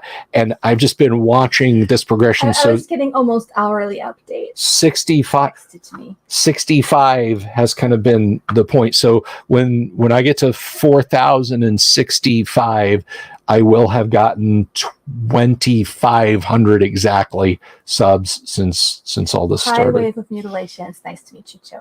Yes. I save up all the charm. Can only use it release it in small doses. It's too powerful. Exactly. It's an area effect thing. You'd be glad you're that far away. Yes, you're in the safe zone. It's like outside the splash zone at SeaWorld. Just so. Dungeon Minister says the mail delivery around the lake is fabulous. The mail delivery around Lake Geneva, actually, I hate to ever tell anyone, go subscribe to this channel that has, 1.6 million subs or something like that. But there's this really cool British guy named Tom Scott who goes literally all over the world pointing out cool things. He's like a 5-minute, very peppy Charles Kuralt. Like he did an episode once. He discovered this weird English law that said you don't have to have a license to sell alcohol if your drinks are being sold on a hovercraft. Because they used to have the hovercraft service across the channel. Did they discontinue that? They did discontinue it. Because when I was there in 90, they still had it. He went to a place in England that does off-road courses, and one of the things they have is a hovercraft. They bolted a piece of finished wood, a little pony keg with a tap. He had a few bottles of booze and was running in circles, and people would dash over to the hovercraft and run alongside, and he would make them a drink and then pay him via PayPal. And he sold drinks while he was on a hovercraft, and it was completely illegal. But he went up to Lake Geneva this past summer and did the mail delivery with the mail delivery folks. Did not fall in. Oh. But he did the boat mail delivery. The Pixies, definitely good stuff. So yeah, Tom Scott, pretty awesome. I had friends when I was in the SCA who would make cherry mead. You could make alcohol as long as you're not selling it. You can gift it to others. Cherry mead was really good though. Oh. In the time that I was saying 4,065 will be the water, we passed 4,000. It's now 4,067. Thank you. It's all her charm. Hot chicks on YouTube equals subs. That's how you get subs. You bring on the ladies. I thought you'd just order in for those. Town in Denmark, 0.1 second behind the world. Dungeon Minister, you're leaving. Good night. Good night, sir. Good night, Dungeon Minister. Bless you, Padre. So rainy season. I would not want to go through a rainy season to catch a bus. No, thank you. Although I did walk to school, elementary school in Pittsburgh in the snow. Both ways. Wasn't uphill both ways, though. There are a lot of hills, though. Kennick says, my oldest learned to sail through the Lake Geneva Yacht Club. That's just how you say it, yacht. Booth babes, plural. There will not be plural booth babes. No. No. Just the one. That's not allowed. This is for Mrs. Dungeon Delver. It's about girlfriend of the DM. Okay. Ask, John. What are we asking? He's going to ask you a question. He said, this is for Mrs. Dungeon Delver, the wife. It's about girlfriend of the DM. So I'm not trying to guilt you, Connect. Sapphire on the Discord. You always reserve the right to not answer your question, but you can always ask. Yes. Baron Von Headbanger signed in. He's like, when are we going to start D&D? I haven't seen him in the chat, and I don't know if he knows what's up. So he's going to be like, why are we so late? Why does it look like Bill's been crying? What's going on? Stuff and junk. It's a link to sequential art, a comic. Did that happen to you? Oh, I can't see the link. You guys can't post links. It's a YouTube thing. It's a YouTube thing. You can type out type out the name and then just type the word dot after a space and then another space. Yeah, you'll have to take a second to format it and send it to me because that won't work. Baron, did you just shake or nod your head? Did you have any idea of what was going on this evening? No. Okay. Oh, good. So we get to explain everything. Sorry, I feel like we're holding this poor man hostage. Hi. Jimmy. Hello, everyone. Why has Bill been crying? Jimmy's been here. Watch the beginning. Yeah, you got to scroll all the way back. When are we starting? We're starting when... Isn't it a way of life? Aren't you always doing D&D? In a way, yeah, I am. In this house you are. But we're waiting on Doomsword to get here. We're down 2 players, so tonight will be a shorter game. Yes, it's very dusty in my office. It is very dusty in my office, but These lights are very warm. yeah, unfortunately, you will melt. And there's Doomsword. So I think we're probably going to get to some D&D. It's on the screen, Fuchsia Cone. It's right there. Type it in. I'm not pasting it again. Well, if you ever get the link that asks if whatever happened to me, I'm happy to come back and answer it another time. All right. Yeah. So if you send me that link, anyway, can you ask D&D questions yet? You can always ask D&D questions. You can always ask D&D questions. You can ask D&D questions of her. She played D&D with Gary Gygax too. That's the only one who understood him in that. That's right. That's right. I told Heidi Gygax that, and she was tickled when I told her that. For accents. I tend to understand accents. Yes. Mark wants to know about cryptids. Well, I tell you what, when we finish the D&D game, I will answer D&D cryptid questions. We should both host a show. That's up to her. That's up to her. As to her being a regular host. It just won't be so special, Lily. It won't. The Bill and Mrs. Sylvie AD&D Power Hour. All right. Well, I think... SIBO. Yes. That's funny. All right. Well, I think we're going to jump into some AD&D, my dear. Excellent. So now we have a trip for our anniversary. We have a trip for our anniversary. Nice. I love it. Excellent. Have a great rest of the show. I will. And thanks to everybody for subscribing because it makes him happy, which makes me happy. Trust me, that's a good thing. All right, guys. Thank you, dear. Alexi, leave that. Yeah, mind your step, I think. Yeah, somewhere. Can you find it? Good luck with that later. Yeah. I won't just be going by the studio lights. Are you going in or out? He probably wants medicine. I know, but we all want things. I didn't ask Heidi your question. How did she handle the Bill Sylvie? But I didn't want to put her on the spot, James. I didn't want to rattle her in the middle of trying to do that. She makes absolutely stellar birthday cookies. That was one of the best things I've ever gotten. So we're going to play some first edition Advanced Dungeons and Dragons. It'll take me a minute to get set up here.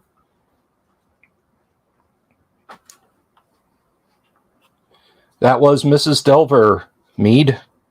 That's who that was. Hey, Geek Nerd Game, you wanna play AD&D? I've just got 2 players right now. Mr. Dungeon Crawl Classics.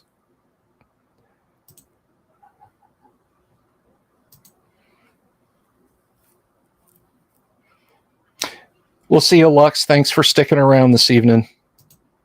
Love your guts.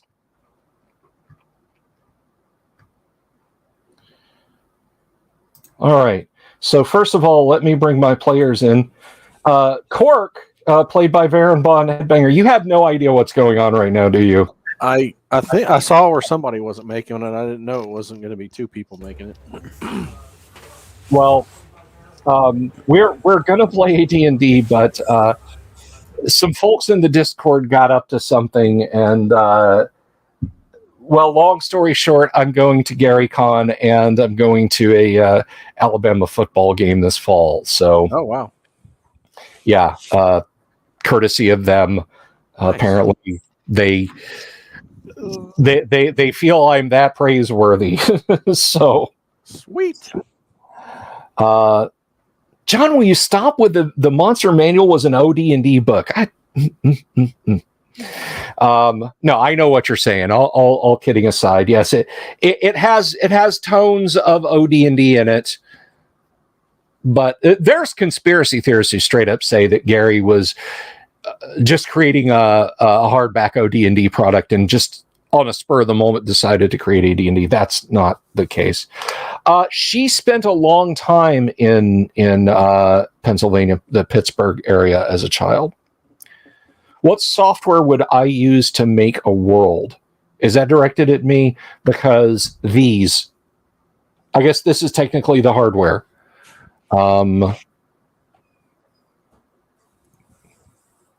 They couldn't afford KSU Wildcat. Yeah, well, they tried. I guess it's a second guess. And you, Doom Sword, I know you are part of this conspiracy too. You're muted, bro. I didn't even try to say anything. I just waved my hands. I don't know what you're talking about. All right, we'll see you, Ben. God bless you. Thank you so much. See you, Ben. Best world builder ever. Yes. Actually, I'm rather fond of the sticky notes feature in Windows. You don't know how many actual documents I've written in sticky notes. It's pathetic.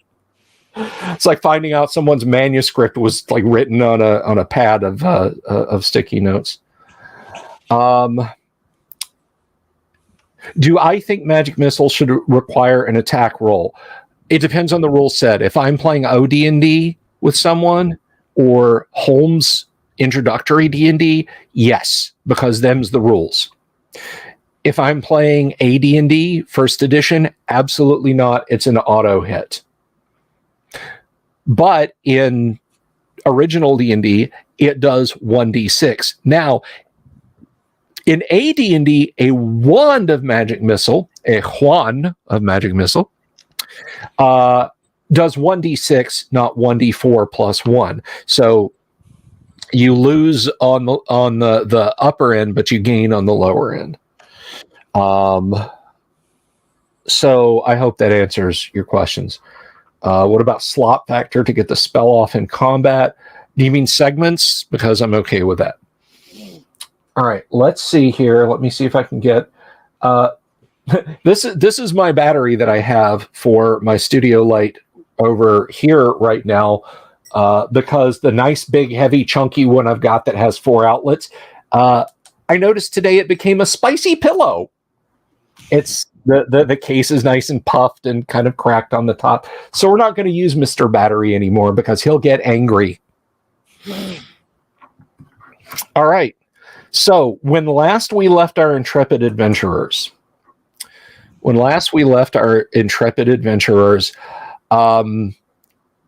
you had fought a giant spider. Somebody in the party, maybe one of you guys can remind me, decided to go and just pick a vase up off of a plinth, and I don't know what you're talking about. That turned into a sticky situation. You got it slightly exfoliated. Yeah, that's why I missed that. Abner was the voice of reason. I wouldn't have done that if he would have been there. All right, let me see if I can get a better view of the table for you guys.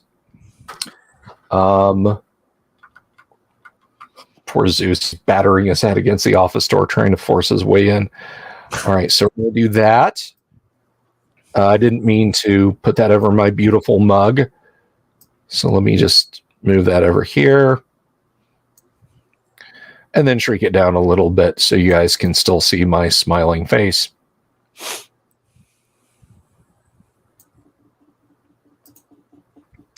Okay, so the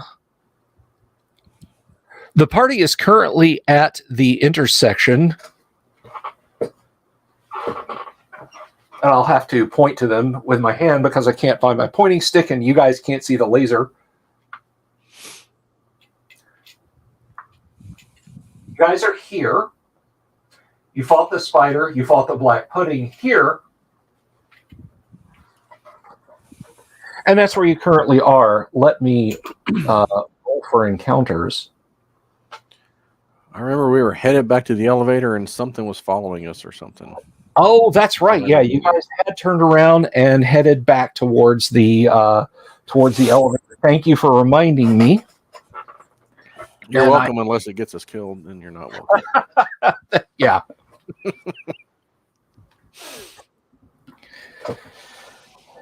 All right. That's bad pudding right there. You see, the pudding attacks the party and it dissolves their skin, and they're like, oh, la, la. The pudding's blah, blah, blah.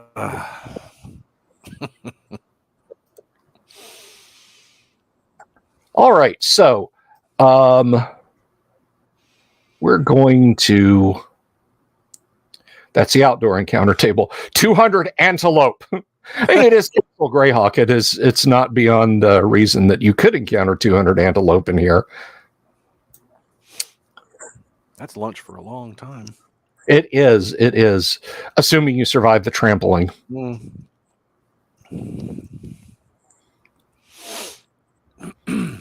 But we don't kink shame here. Excuse me, what if kink shaming is my kink? Then carry on.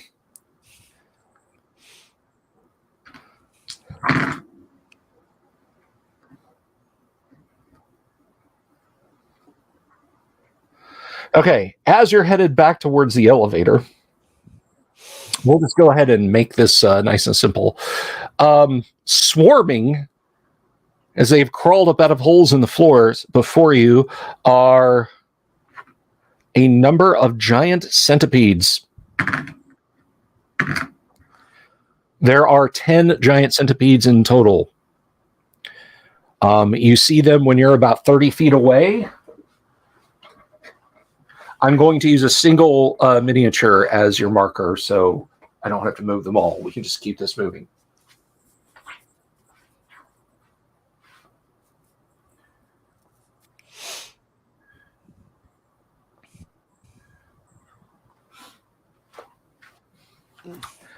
So if both players and audience will note where I just placed that miniature, which is Turgo's, by the way. Let me see if I can get a little bit of zoom in on that. Might be a little bit better.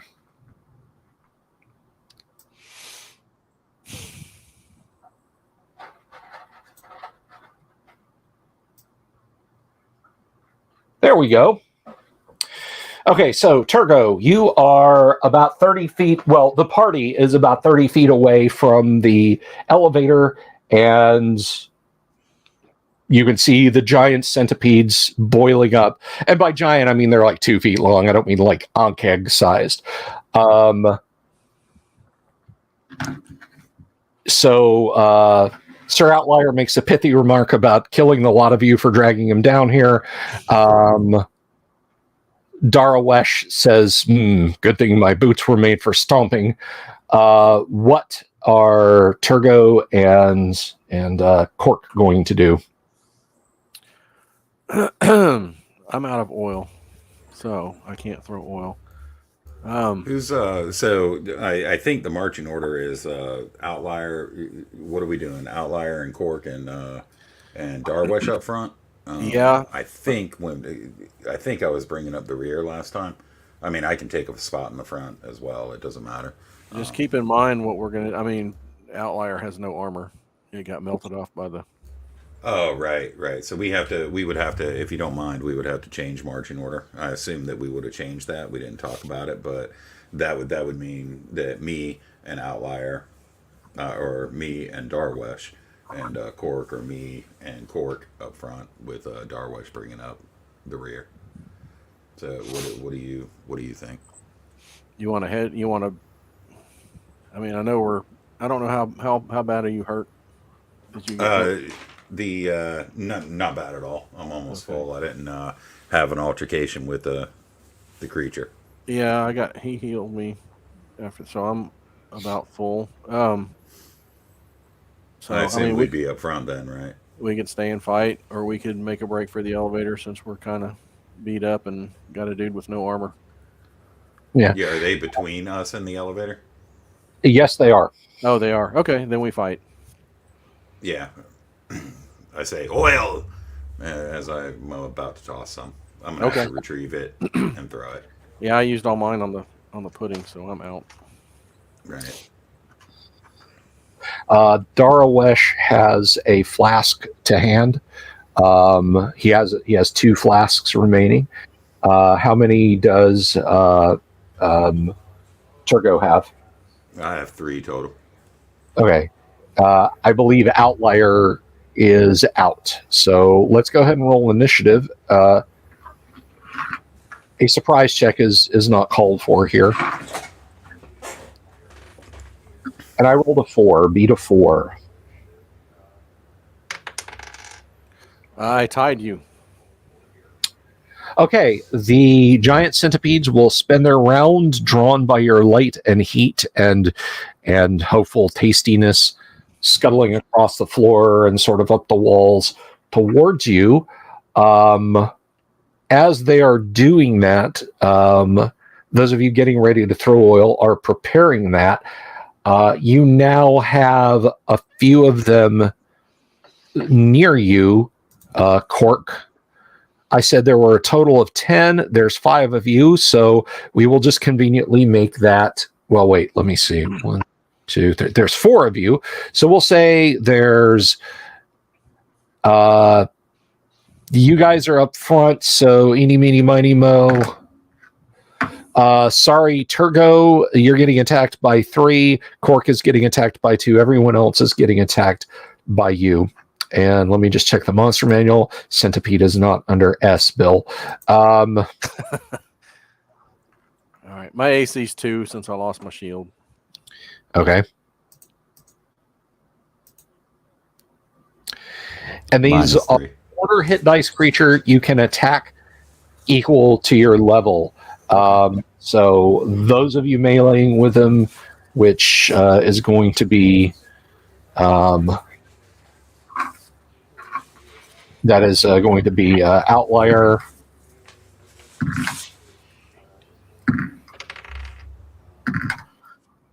Outlier hits and kills 1. I hit once, so. All right, so I mean, even with your minimum damage, that destroys it. So Turgo, you've got your oil out, you've got your flint and steel to hand. They've kind of moved up close. If you throw this, it's going to be right at your feet. Do you want to just set that aside and draw a weapon to deal with them? I suppose probably. That looks like the best option. Okay. Darawesh just with his sword just hacks the 2 that are fighting him. So you can certainly, well, you are getting the stuff out, so you will do that in the next round. So there's 6 remaining. 1, 2, 3, 4. Yes, there's 6 remaining. Let's roll initiative, and it goes over to Cork.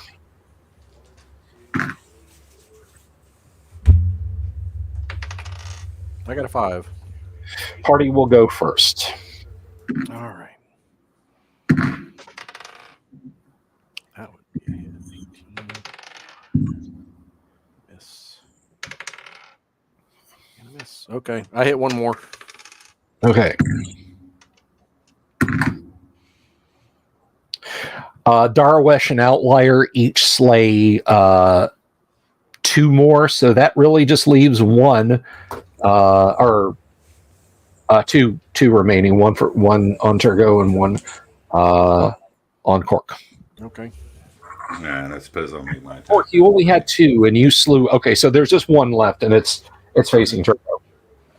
Can I, being that I guess I put the oil away, have I drawn my swords at this point and I can attack? Yeah. Absolutely. All right, I'll go ahead and do that. I'll just attack with the long sword. This vermin is beneath me. Literally. Yeah. I hit AC 8. That is sufficient. Sweet. With bonuses and whatnot, you destroy it. Right. All right, so y'all enjoy a fine game of Centipede. and then back on the elevator and back out. Yeah. Okay. Just make one more quick check. Nothing accosts you as you arrive back in the Tower of Black Magic, nor on your way back to the encampment from the the castle proper. All right, so what are you guys going to do now that you're back at the longhouse? I mean, we're going to have to go back to Greyhawk to get Outlier some armor. It seems that way, does it not? Yeah. He had some magic armor, or he had some armor being made that he could get enchanted or whatever, but I have no idea what the deal with that is. Indeed. I believe he prepared that armor in the eventuality that something like this would happen. I believe he also has an enchanter lined up. Perhaps not. What time is it, Bill? It's 9:57. Oh, you meant in Greyhawk. Yeah, sorry. I'm assuming you guys left in the morning. You were down there for a good hour, so it's mid-morning. The sun is not quite at the noon level. Does that give us time to make it to the inn, the Last Chance Inn, in a single day, or was that a? I mean, you'll get there in a single day. You mean with daylight left? No. Right. Would Like that you will, that requires camping. Yeah, you will ride through the night and arrive there this time tomorrow if you go to the Last Chance Inn, and then you will arrive at Greyhawk in 2 days this time. What say you, Cork? Should we leave now, or should we wait? And should we stop at the inn? Do you feel comfortable camping in the wilderness? Yeah, I'm fine with it. As do I. That sounded kind of creepy, if I'm being honest. Do you want to go on a camping trip with me? That's the point.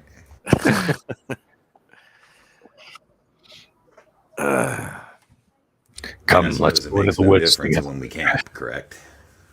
Do what? We may as well leave now. Yeah.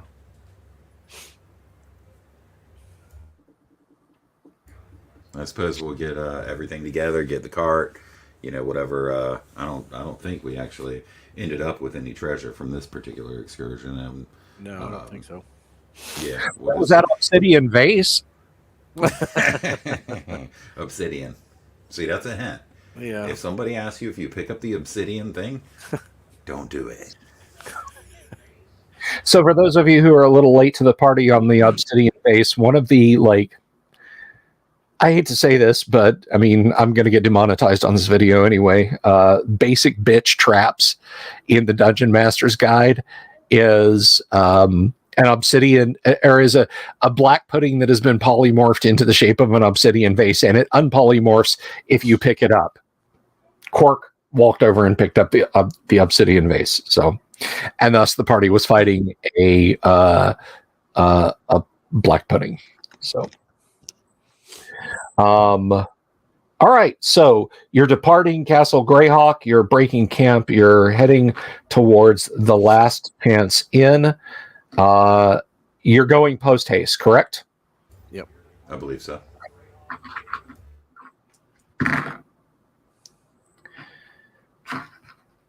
Into the Night is fairly uneventful. And your journey to the Last Chance Inn, you arrive the next morning tired, cold, hungry, but you make it there. Well, we're in the perfect place for hunger. Yes. And thirst. Yeah, we rap on the door or whatever and go inside.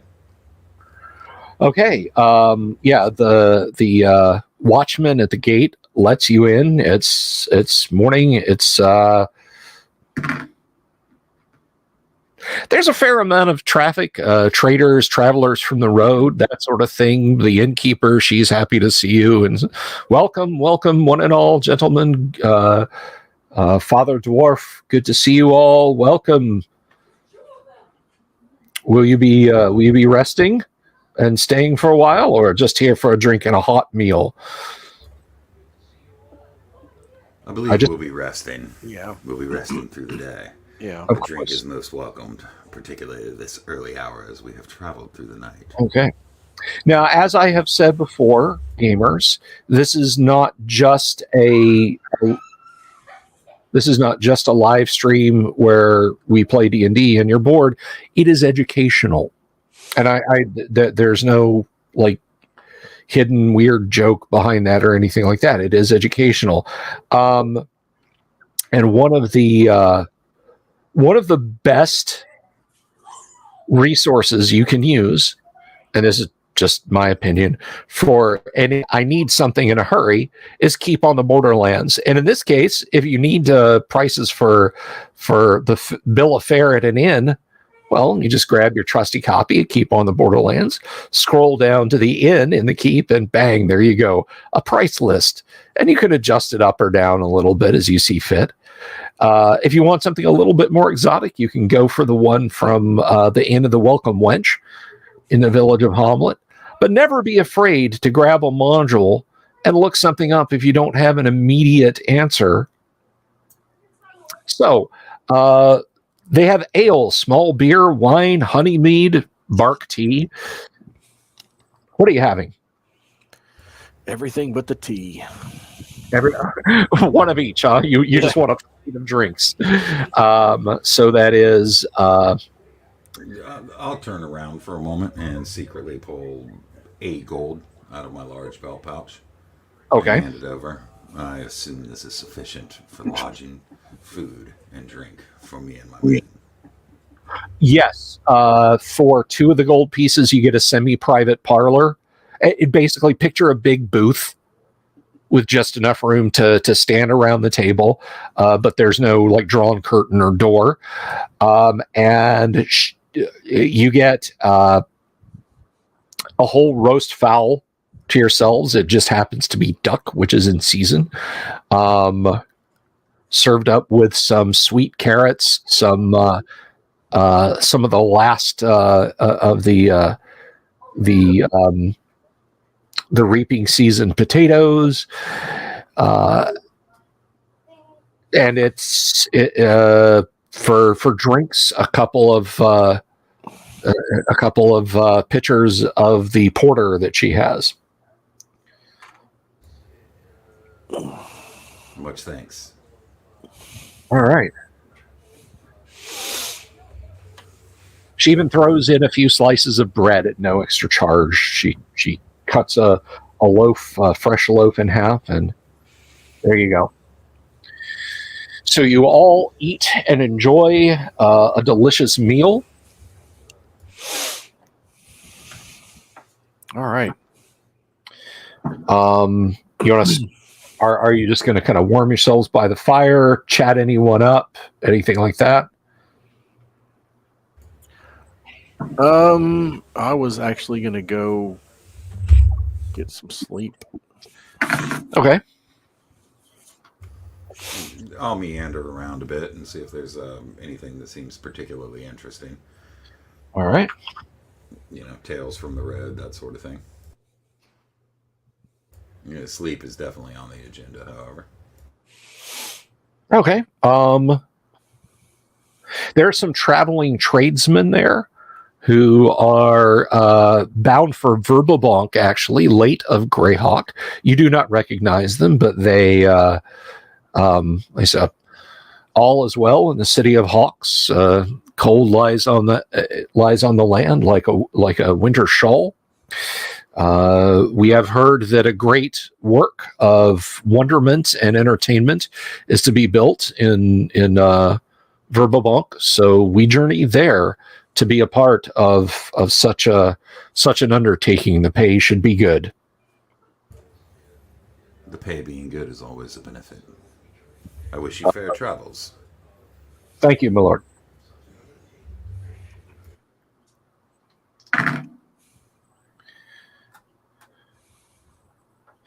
Oh yeah, there's actually 2 groups like that. much the same story. As I said, it is fairly busy. There are some laborers there, and that's really about it. Lots of laborers headed to Verbalonk. Right. Yeah. Feeling no further interest towards this, I'll retire. Okay. All right. Morning comes. The laborers are up at dawn. They're consulting with their teamsters and whatnot. Of course, they have, there's a few armed guards going with them, and they're discussing best routes of travel and so on. They salute you as they depart, and having no further business, do you elect to depart? Yeah, I think so. I'm ready. I am. All right. I'm hearing myself, and this is not a complaint, but I'm hearing myself like 30 seconds after I speak. It's like, what are they watching on TV? Oh, me. That may be my fault. No, that's, again, it's not a complaint. It's not a complaint at all. All right, the rest of your journey back to the city of Greyhawk through the rest of the day, afternoon, night, and now, do you rest overnight on the road, or do you just press on through the night? What do you think, Cork? I'm good with just going on through. Okay. Very well, Valiant Paladin.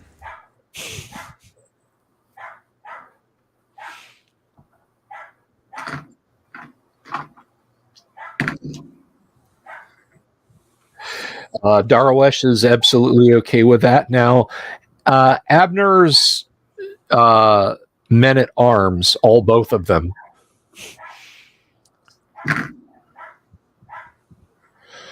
they grumble a bit, but you arrive at the city of Greyhawk noon that day. There's a bit of a backup at the postern gate, but when it's your turn to enter, of course, there is the entry toll to be paid, and there's the cat, the giant cat. If I had a larger room on the board, folks, I promise you, she would probably be laying down in it. As it is, she is cramming herself into the tiniest little quadrant of the round table. So you're back in the city. It is an entry fee of 10 silver each for you. All right. We'll see you, John. Have a good evening. I'll cover the group with the gold. I'm feeling particularly generous at the moment. If the gold covers it, if not, too.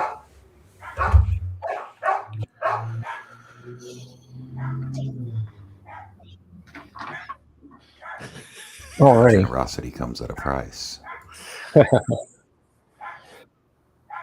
So there you are, back at the city. Sir Outlier says, well, I'm off to see someone about having enchanted armor made, or at least buying a new suit for myself. What are you guys going to get up to? I need to get a new shield. That's for sure. All right. Are you just seeking a mundane item? Yeah, I don't think I would have enough to get any kind of magic. I don't think I have enough gold for that. Although I could price one to see if anybody has any kind of enchanted shield. We have some party funds too. So I don't want to use which that. we break off in those sorts of situations. Yeah, I know. I don't. Situations. I don't really want to use any of that for that, but I mean, right. All right. Are you looking for a large shield, a small shield, or a small wooden shield? A large shield. All right, that will set you back 15 gold pieces. Okay. and he asks you if you would like any coat of arms painted on it. Yeah, you can put the Hieronius symbol on it. Of course, sir. That would be fine. Or I guess I have a family coat of arms I could get put on there. All right. Well, It's a gargoyle one.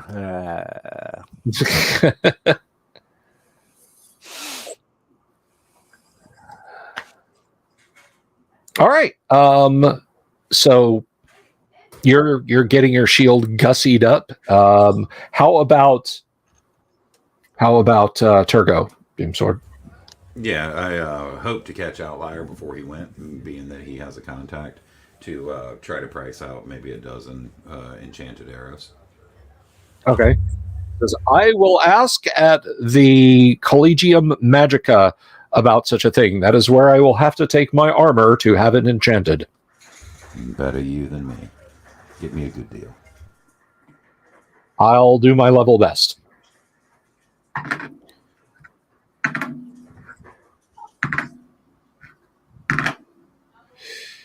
And he says, "Oh, and by the way, look in on Clara. Make sure she's well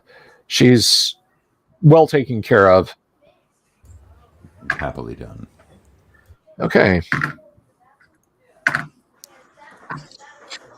Clara greets you happily. She's immediately asks where the good where the good layered outlier might be. The Collegiate Magicum, naturally. Oh, of course.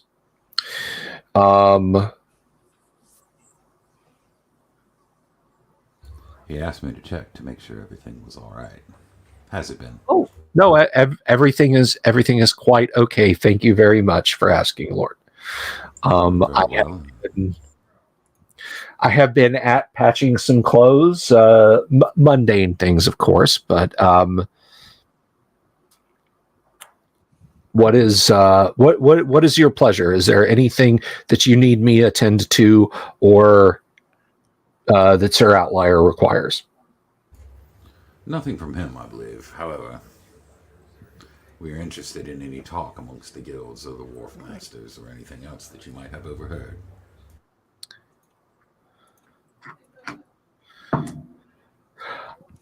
No, I've kept to myself for the most part. It's running a few errands here and there. Nothing nothing untowards I've heard.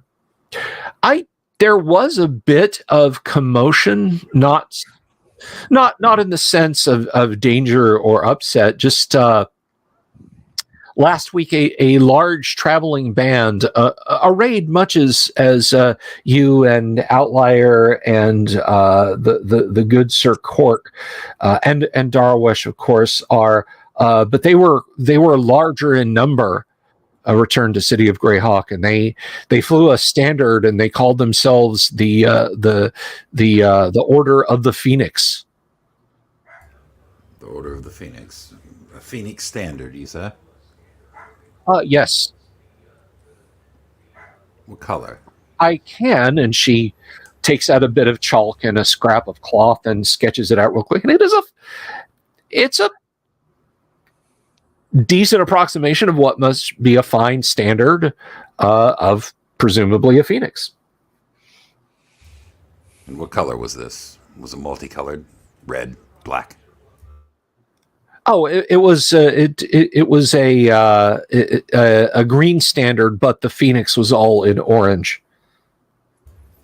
Thank you. Most interesting. I'll toss her a gold. Oh, thank you. She says, now I have Abner's finery cleaned and folded. I am starting the mending today. Do you know when he'll need it? I know he likes to go about town looking his best. I'm afraid he'll never need it. What?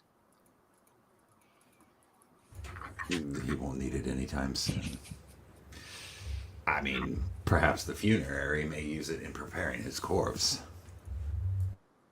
She breaks down. She is weeping and sobbing, and she is just beside herself with dismay over hearing that.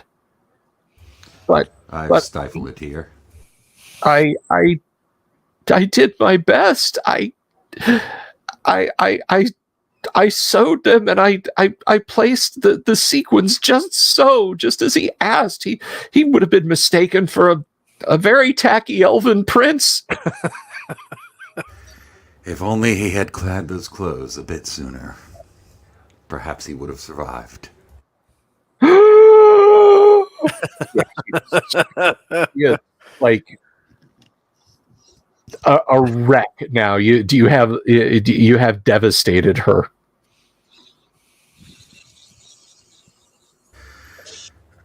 I hear his valet is in charge of his possessions. Perhaps you should return them to him. Yes, she is. Let's see. We'll roll a d6 on a 1 to 3. She's an ugly crier. She's not an ugly crier. On a roll of 10, she's a single tear gal. No, she is not a single tear gal. So, so she goes off to see his valet and take in his robes. Okay. Well. So, you have broken Clara's heart and made her feel like she is responsible for Abner's death, at least in part. So, that said, what else? Any other plans for the day, sir? I have nothing. I've achieved my goals. I sit around. I've done everything I set out to.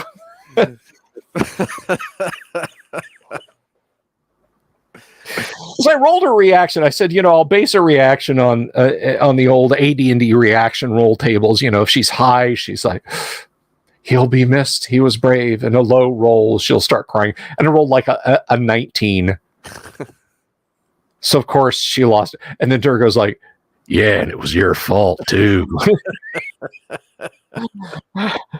That is some Texas Chainsaw Massacre messed up right there. Okay, so Turbo, that's Turgo Bilty. Turgo the Turbo Tear Bringer.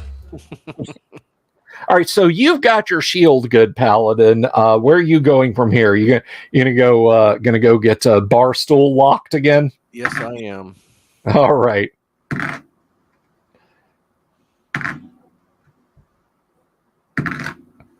All right, you find your way back to the Green Dragon Inn, and you sit down and proceed to drink. Just as you are walking in, there's easily a dozen well-arrayed adventuring types coming out. Oh, wow. And they kind of nod and regard you for a moment. There's 4 women amongst them. There's a dwarf. The rest appear to be human men. And you note that one of them, who is walking next to the woman. Oh wait, you weren't there, so you wouldn't know this. So never mind. Forget that. You notice nothing. Okay. All right. The bartender, it's like plates are being cleared away and that sort of thing. And the bartender says, "Oh, Stopper. No. Cottonwood. No. You know what? That's close enough. Cork. Yeah, there you go. Sit, please. I have a spot right here for you." Walks around from behind the counter and pushes an obvious sleeping drunk onto the floor. See, my goal, it sounds so much like Norm. My goal is when I walk in to get that. Yeah. Cork. That's my goal. How you doing today, Mr. Cork? Poor. Oh, I'm sorry to hear that. No, poor.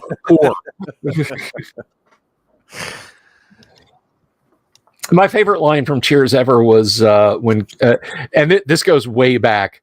Coach was standing next. Coach was awesome, and he was doing a mixed drink, and he kept like grinding the ice and grinding the ice. It's like he'd grind it and he'd shake it and he'd look at it and he'd put it back on and he'd grind it. And finally, Norm loses his temper and just reaches up and yanks Coach's clip-on tie off, opens the blender, throws it in, puts it on, and grinds it for a second, and then lets go. And without missing a beat, Coach picks the mixer up and goes, "Anybody want a Mai Tai?"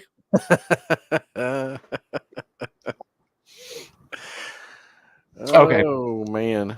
So you proceed to drink. Turgo, you come back down. Like you hear the door to the inn rooms open as you're starting your first drink, and you hear a woman like wailing upstairs. Clunk, clunk, clunk.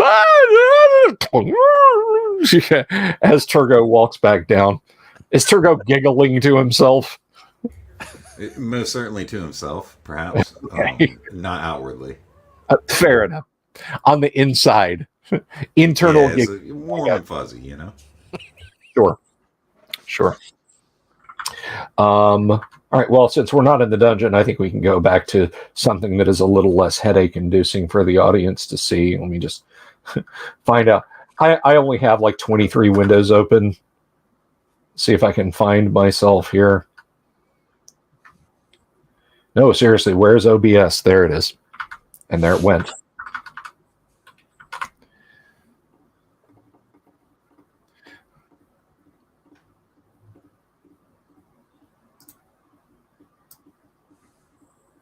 So, while he is away, potentially getting his armor magicked and whatnot, what do you guys want to do? Damien pointed out something that's a very good point. We're going to have to go to the bank and inform them of Abner's demise. This is true. If he returns somehow. He's gotta not allowed to take our money. Yeah. And that we're the stewards of it. Yeah, we got to get that taken care of. Yeah, plus I think he had some funds there himself that should be returned to his estate. Yeah. Now, I believe there was some discussion of this offline. Well, I mean, it was online, but it wasn't in the game. Did Abner leave a last will and testament stating where he wished his estate to go? He did. He did. It was fairly lengthy. It like was his long old robes. and uninteresting, so I didn't read it. But he did leave one. You're the guy who would fast forward through your grandpa's goodbye video. It's the boat and the Wagoneer, guys. Well, I didn't see my name in the will anywhere, so it's... Do you just want me to read the part that's most interesting? Because I can do that, or I can paraphrase. Oh, no, by all means, you play it out how you want. All right. It was I, Abner, of the free city of Greyhawk, being of sound mind and memory, do hereby declare and publish this to be my last will and testament, and revoke all prior wills and codicils made by me. My personal representative shall pay from the residue of my estate the expenses of my last illness and funeral, valid debts, as opposed to invalid debts, expenses of administering my estate, including non-probate assets, and any estate or other death taxes. There shall be no apportionment of any such taxes, and I waive on behalf of my estate any right to recover any part of them from any recipient, including any recipient of property passing apart from this will. And Stewart is the executor of in real life. That's what I was wondering. Yeah, I think I think the player is still alive. The valet steward is the executor of the will. Outlier gets repaid Abner's debt with the amount of 200 gold. Turgo gets repaid for debt in the amount of 350 gold. Stewart's awarded 200 gold, rights to take any of the clothing and luggage. Bodyguard Hilda will be awarded 100 gold pieces and all equipment bestowed to her already. Abner's bodyguard Torque will be awarded 100 gold pieces and all equipment previously bestowed to him. If the adventuring party does not wish to retain his journal or maps of castle or pamphlets of the castle, we do, then they would have been donated to the library of the College of Magic. Spellbook. Well, he gives the opportunity to retain the spellbook to the adventuring party. Perhaps we should do that. Otherwise, it's sold and granted to his estate. And then all remaining belongings and monies are to be given to the surviving members of his adventuring party for them to deal with as they wish. So it looks like 100, 200. So 200 gold pieces out of whatever he had there goes to 400 total. 200 goes to Stewart, 100 goes to Hilda, 100 goes to Torque. The remaining money is split by the party. Sorry for being long-winded, but not my fault. That's fine. It was notarized, he says, and witnessed and signed. So what's the remaining money? Well, we've got a spell book, we've got his maps, and whatever his personal money. I think he says, right? So I think he gave a list of his banknote, party funds. Oh, he had 5,980 gold pieces. So that just of goes his into own. the party fund. Yeah, I mean, perhaps we should make a donation in his name Sure. to the Library of the College of Magic. Okay. I don't know what. You decide. You're the tither, right? Well, yeah, but it's a specific tithe. Right. I mean, we need to find out how much Outlier's hocus pocus on his armor is going to cost and all that. Let's just give 500 to the College of Magic. That's fine. And we'll retain the remaining. That's fine. 5480. 5,480 minus 400. We'll retain the remaining 5,080 in the party fund. Okay. And if I'm wrong about this, I'm sure he'll watch this and correct us. Yeah, he will. He'll say something in the chat when he gets a chance if he sees. Right. Yeah. So we'll retain the 5,080 and add it to the party's funds, and we'll retain the spell book. And we've already split up the magic items. I know we retained the Ring of Warmth. He had a ring and a bracelet and that sort of thing, just mundane stuff. I mean, yes. I assume it's okay for that stuff to go to his estate, right? Sure.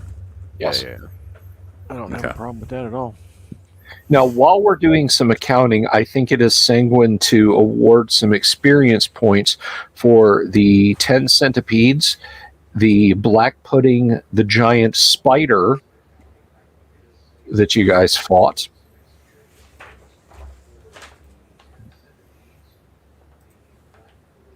All right, so black pudding.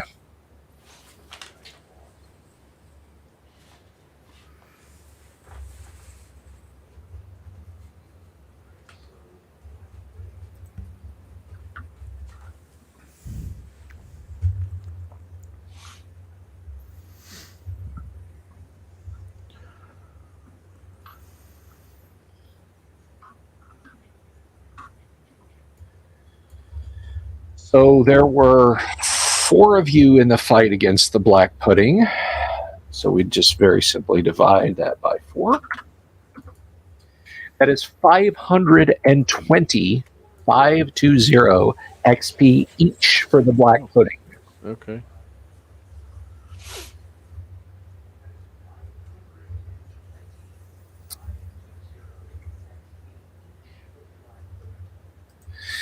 And the giant spider,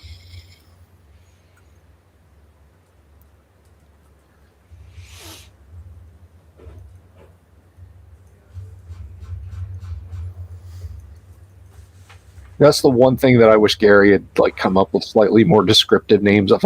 I don't dig on, oh no, magic users too dull. We have to call them sorcerers. or mages, or clerics should be called priests. No, look, the names given in AD&D are fine, but honestly, the giant spider thing, you face a huge spider. Oh my god, I draw my sword and attack. It's about this big. Oh, good lord. Yeah. Spider. I'll crush it with my boot. It's the size of a washing machine. Shit. Could you have given us a little bit more, Gary? All right.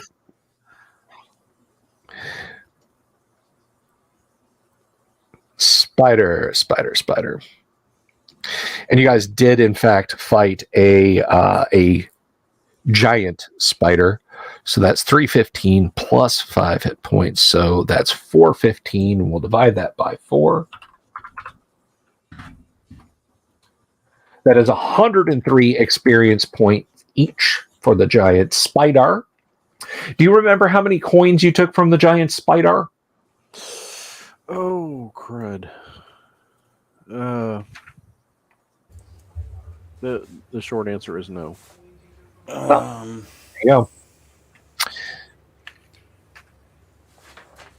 No, I don't have that noted. Alas. Okay. Yeah, we just spent that on upkeep. Okay.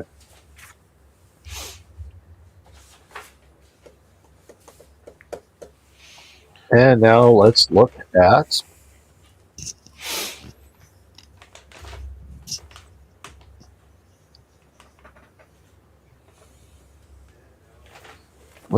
these centipedes.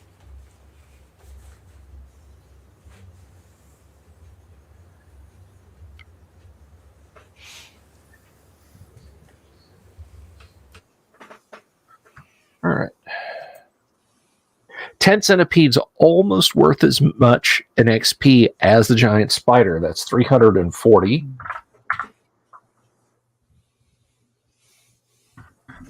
That is 85 XP each for the 10 centipedes. Centipedes have the reason you'll find like small creatures like that, audience, who are worth so much is because of their poison value. If it was just that they pinch you for 1 to 2 points of damage, centipedes would hardly be worth the effort to kill. To be honest, I expected a few bites. Yeah. I feel fortunate. You know what? Some days you get the bear or the black pudding, and someday the black pudding gets you. And in this case, you guys got the bear. So.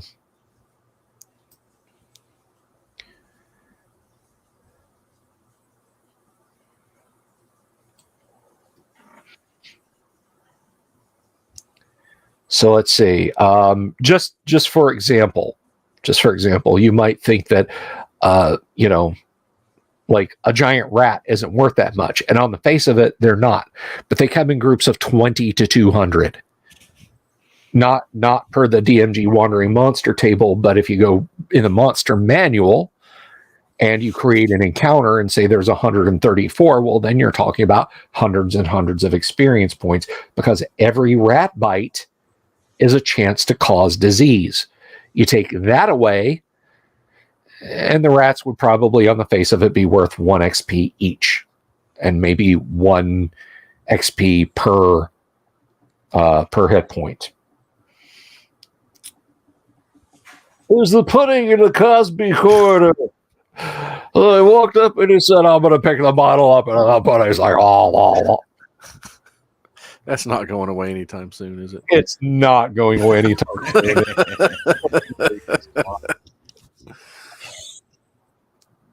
I kicked that tradition off in an old Greyhawk game when I had a pudding that had just minutes before the party got there oozed into a giant cask.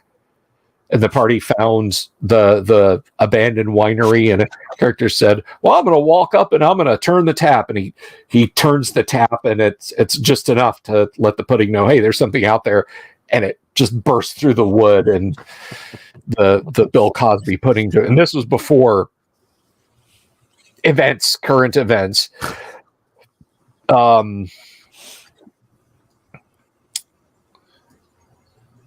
Yeah, giant rat is worth 7 XP each. 30 of them, that's 210 experience points, not counting the hit points. So anyway, all right. So what are you guys doing? Well, Are you going to go to the bank and try and get Abner's cash out? yeah. Let's see if we can get all that taken care of. Okay.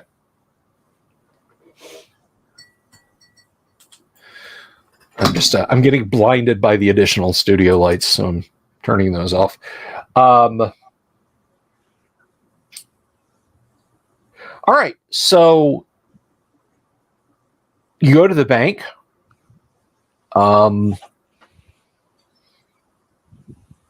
And they,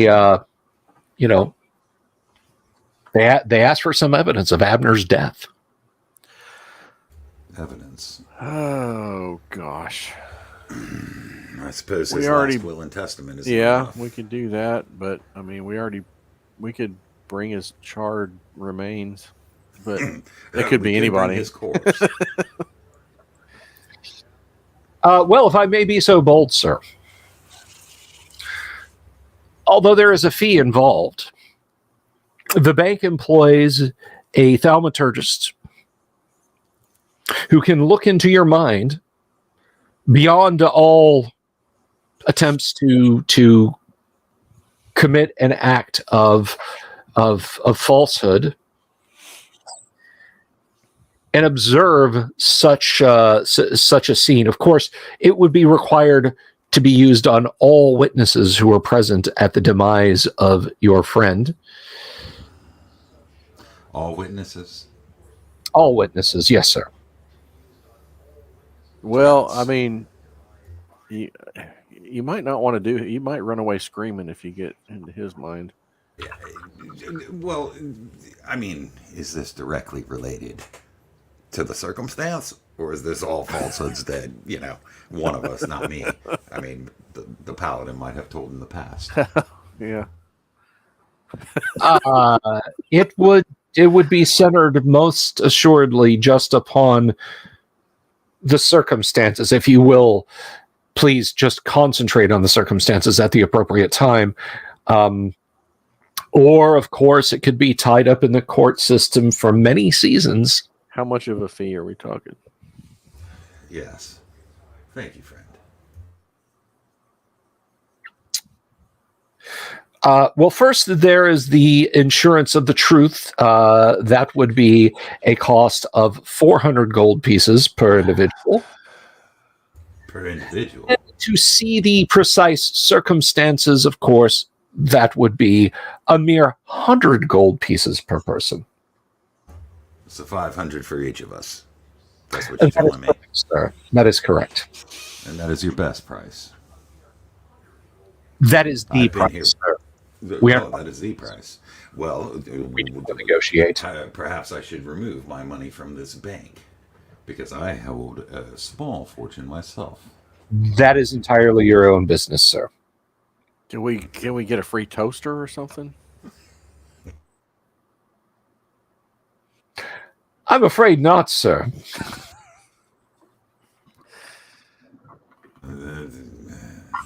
If it's fine with you, Cork, it's fine with me. Okay. We'll ask Revelar okay. about this later. Yeah. I did find that quite an amusing jape, sir, if I do say so myself, sir.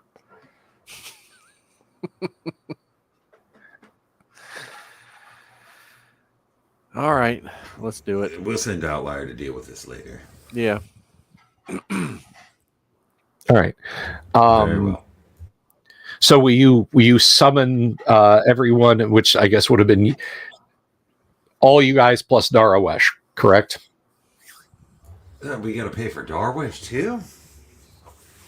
Well, I mean, He wasn't there. No, I can't.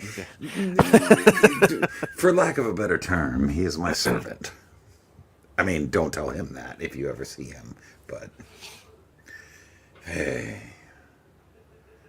So how many of this, how many are there? You, me, Darwish, Outlier. 10 centipedes. Would you like to giant charge for spider. the dead guy as well? some fleas hopping around on the floor. All that yellow mold. Hey, you get enough yellow mold in one room in AD&D, and it becomes intelligent and psionic. Oh, and wow. I'm making that up. Wow.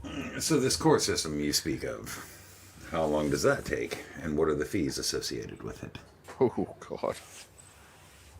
Well, sir, of course, you would require a solicitor to go before the ombudsman, and we, of course, would provide our own solicitor to speak to you, and then we would have to sit down, and he drones on for 20 minutes with their and the wife wars and the party being the part of the first part of the two parts and so on and etc. And essentially it works out to about 1,000 gold more if you drag this into probate court. Enough talk. Yeah. As long as I am assured that you will not use anything you find against me.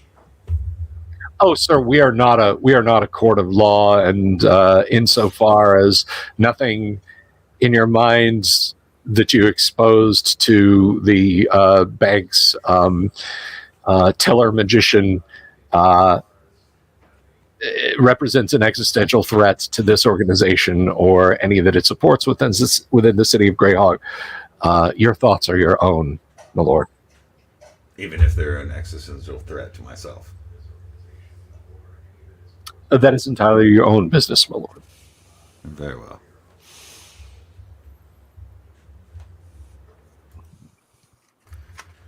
So how much is this going to cost? So what do you think, Org? We summon everybody? You want to do it now, or do you want to come back when Outlier's here and see if he has any? We could do that as well. The funds, of course, would be deducted from the funds of the deceased kept here in the vaults with any overages beyond that payable by you to us. But if we understand correctly, then your friend's final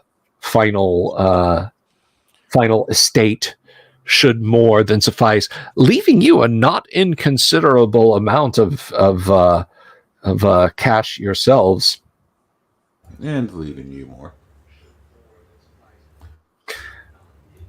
My lord. Magic users do not work for free.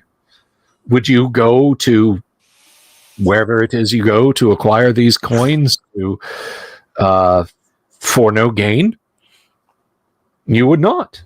That's a fair point. Tell me, good Sir Paladin, do even the lofty aims of Heronius come for free? They do not. Okay. In fact, if I were a wizard, must be observed. If I were a wizard and went where we went, then somebody would be handling my estate. Be that as it may, sir. Might I suggest you put a solicitor provided by the bank for a small monthly fee on retainer to handle such affairs for you going forward should one of you meet your demise? And this speeds up the process and we don't need bank speak. Of course, sir. As long as the deceased can evidence of their decease is provided, or such paperwork which is provided and kept up to date by one of the bank solicitors, an account handler, if you will. Then these sorts of situations can be avoided in the future. What do you consider a nominal fee? You're not from Nigeria, are you? No, sir. I am actually originally from north of here, sir. Near dive area. Between here and the Duchy of Ten, sir. You know, he's talking about the Bandit Kingdoms, so.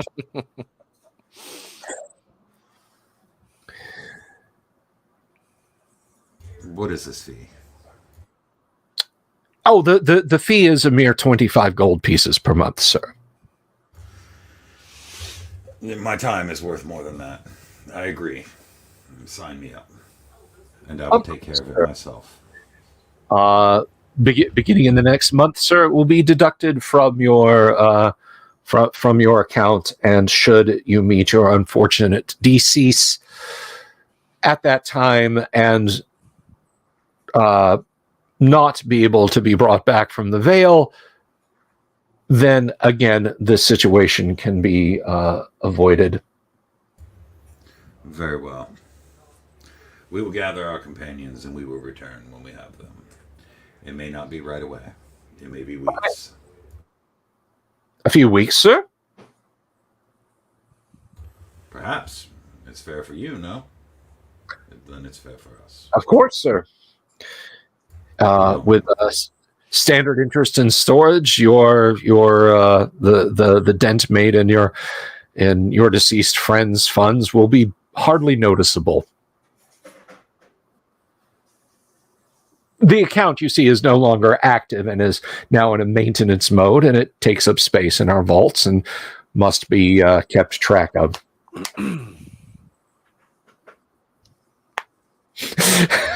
Wave. I love that. Dungeons and double book entry keeping.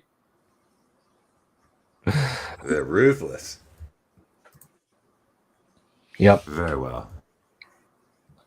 These are probably the only lawful good people you've ever met who are going straight to hell when they perish. Phil T, I'm about to naked short sell this bank stocks. My God, what a travesty. Good times. Well, I think just so we can watch Sir Outlier wallow in outrage at the bank's I figured that's coming. Yeah. What's the word I'm looking for? Chicanery. We'll go ahead and end it here. At least for the game part of. Thank you very much to Baron von Headbanger, to Doomsword. Your participation tonight was greatly appreciated. And that's super awesome. Now I'm back into the part where I just kind of stare at my useless hands because I'm not running a D&D game, and I don't know what to say to you guys for all the incredible stuff that you have done for me. So I'll probably... I promised that I would read the Sioux Monster entry in the Monster Manual, so you guys will at the very least get that, and then we'll wrap up for the evening. But for our gamers, I say thank you from the bottom of my heart. I will see you guys next week. Now, Doomsword will be back on Friday for that Gamma World game featuring him and Kennick and Yang Yan Zhao and Tucka Todd in the wackiest mutants in the wastelands. So we'll see you then, gentlemen. Peace. Be good to each other. Okay. I'm gonna wrap up by talking about the Cot Dang Sioux Monster because it was asked, and I aim to do it. The Sioux Monster as a cryptid. So let's look at the Sioux Monster because it's an interesting creature. We mentioned psionics earlier. I have warmed up to psionics with my appropriate changes a little bit, not for characters but for monsters. I bet bankers and lawyers in the same sentence could get me. Yeah, probably. All right. That is not the Sioux Monster on the left or on the right there. That is the Sylph. The Sioux Monster, the attorneys of Greyhawk. Get it? Because they're Sioux. Never mind. It's funnier in my head. The Sioux Monster. Now, on the face of it, they look like nasty mandrills, right? They're uncommon. Number appearing 1 to 12. Armor class 6. Move 9. Hit dice 5+5. 30% in layer, treasure type C and Y. Number of attacks 5. 1 to 4 because they have prehensile feet. And then they have a tail they can wrap around your neck and strangle for 2 to 8. Special attacks, see below. Special defenses. Magic resistance is standard. Intelligence is average. Alignment, now note this. This is not a typo. It is and it isn't. Chaotic. Not good, evil, or neutral. It just says chaotic. And that harkens back to something we were mentioning about this book being designed at a time when AD&D had not completely gelled. Generally, their behavior tracks with chaotic neutral or chaotic evil. They are not chaotic good. So, but note, psionic ability 120. Sioux monsters inhabit forsaken wildernesses and subterranean lairs as well. They have prehensile tails which they swing from limb to limb to hang upside down. From such a position, they can attack with all 4 of their clawed feet as well as their jaws. All 4 feet are prehensile and armed with long and extremely sharp claws. They're at home upright or hanging upside down, the latter being one of their favorite methods for looking for prey. If more than 4 are encountered, it's 50% likely that the group will be a male, female, and young, using 10% increments, etc., etc. The female will fight at double value for 6 turns if the young are attacked, and the male will fight at double value for 4 turns if the female is attacked. Sioux monsters have a latent psionic ability which enables them to deliver some form of psionic attack once per day if psionic activity is being used within 12 inches. That's 120 feet underground, 120 yards above ground. Determine attack form by rolling a 6-sided die. 1 to 2 is Psychic Crush, 2 to 4 is Psionic Blast, 5 to 6 is Mind Thrust. Now remember, that means, so if we roll up for a given Sioux monster,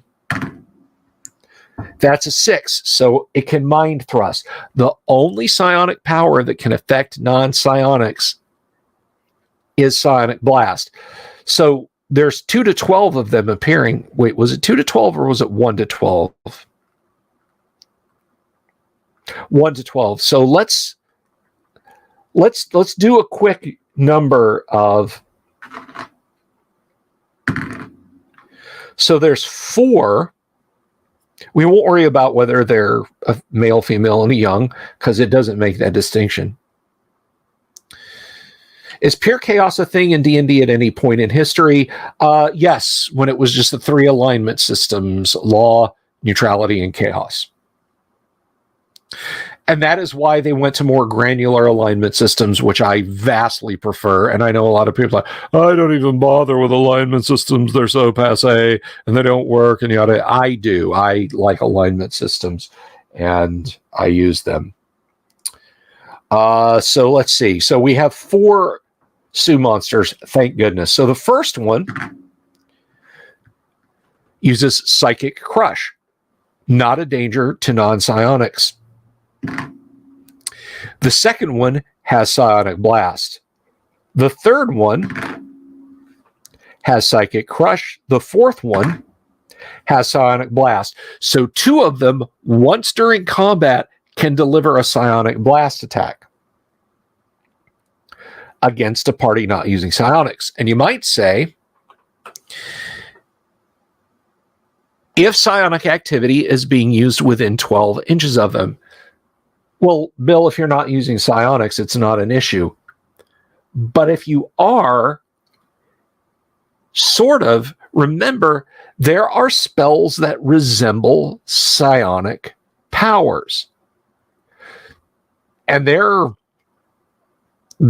actually quite, let me see here.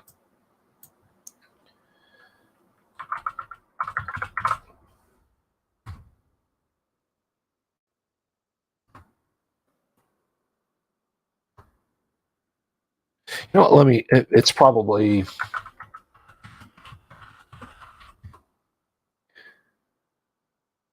here we go, psionic encounters. Spells resembling psionic powers. Look at that list. Astral Spell, Augury, Blink, Charm, Audience, Clairvoyance, Cure, Detect, Dimension Door, Enlarge, ESP, Featherfall, Feign Death, Heal, Heat Metal, Hypnotism, Invisibility, No Alignment, Levitation, Plane Shift, Polymorph, Remove Curse, Shape Change, Stone Tell, Teleport, and Temporal Stasis. Telekinesis well, it's any, so telekinesis, teleport, telepathy. So it is entirely possible to be laying down some Cure Light Wound spells if your DM's feeling kind of nasty and have nearby Sue monsters cook up a Psionic Blast on you. So there you have it. That's the Sue monster. That's what they can do, monster. And to paraphrase Peter Finch's Howard Beale, I just run out of BS tonight.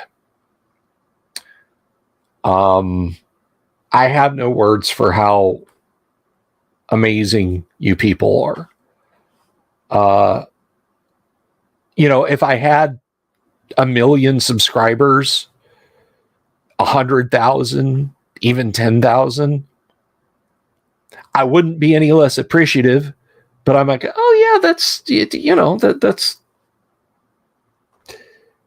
But I mean, comparatively speaking, I've got I'm going to take the headphones off. I don't need them anymore. The echo's killing me. Comparatively speaking, I've got really not a huge amount of subscribers, I guess. Analogy fails me. But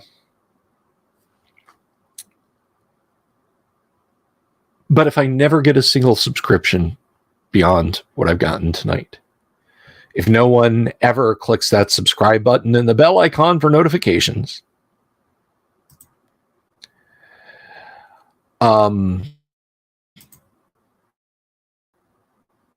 nobody, not a single solitary soul on the internet can ever say that they have a better community than I do. I dare you. I double dog dare you, because what you guys have done is beyond me to describe. I hope I'm worth it. I hope I'm worth it. And I sincerely hope that the verbal shit posting you constantly, and the jokes and the meandering and the senior moments when I just kind of stare at the screen like my boomerang didn't come back, is all worth it to you guys, because I do it for you. And I'll close tonight with something I used to say, and I should say more often. Well, two things. One I try to say pretty often, and that is I love you guys. I really do. I mean that. And the other is keep gaming. All right? What we do, it's not just about the click of a die on the table or the digital generation of a random number. It's about friendship, and it's about community, and it's about belonging, and it's about staying in touch with people. And it doesn't matter whether you're sitting across the table from them or sitting across the country from them. Just keep gaming. Because as you saw tonight, well, you guys saw what you did. Good night, everybody. Have you seen Michael Bear?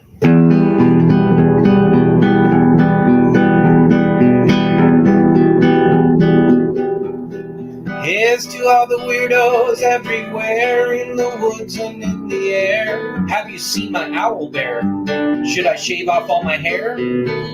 Bobs are all around. Some live in tunnels underground. Some are fat, some are rich, some are sleeping in a ditch.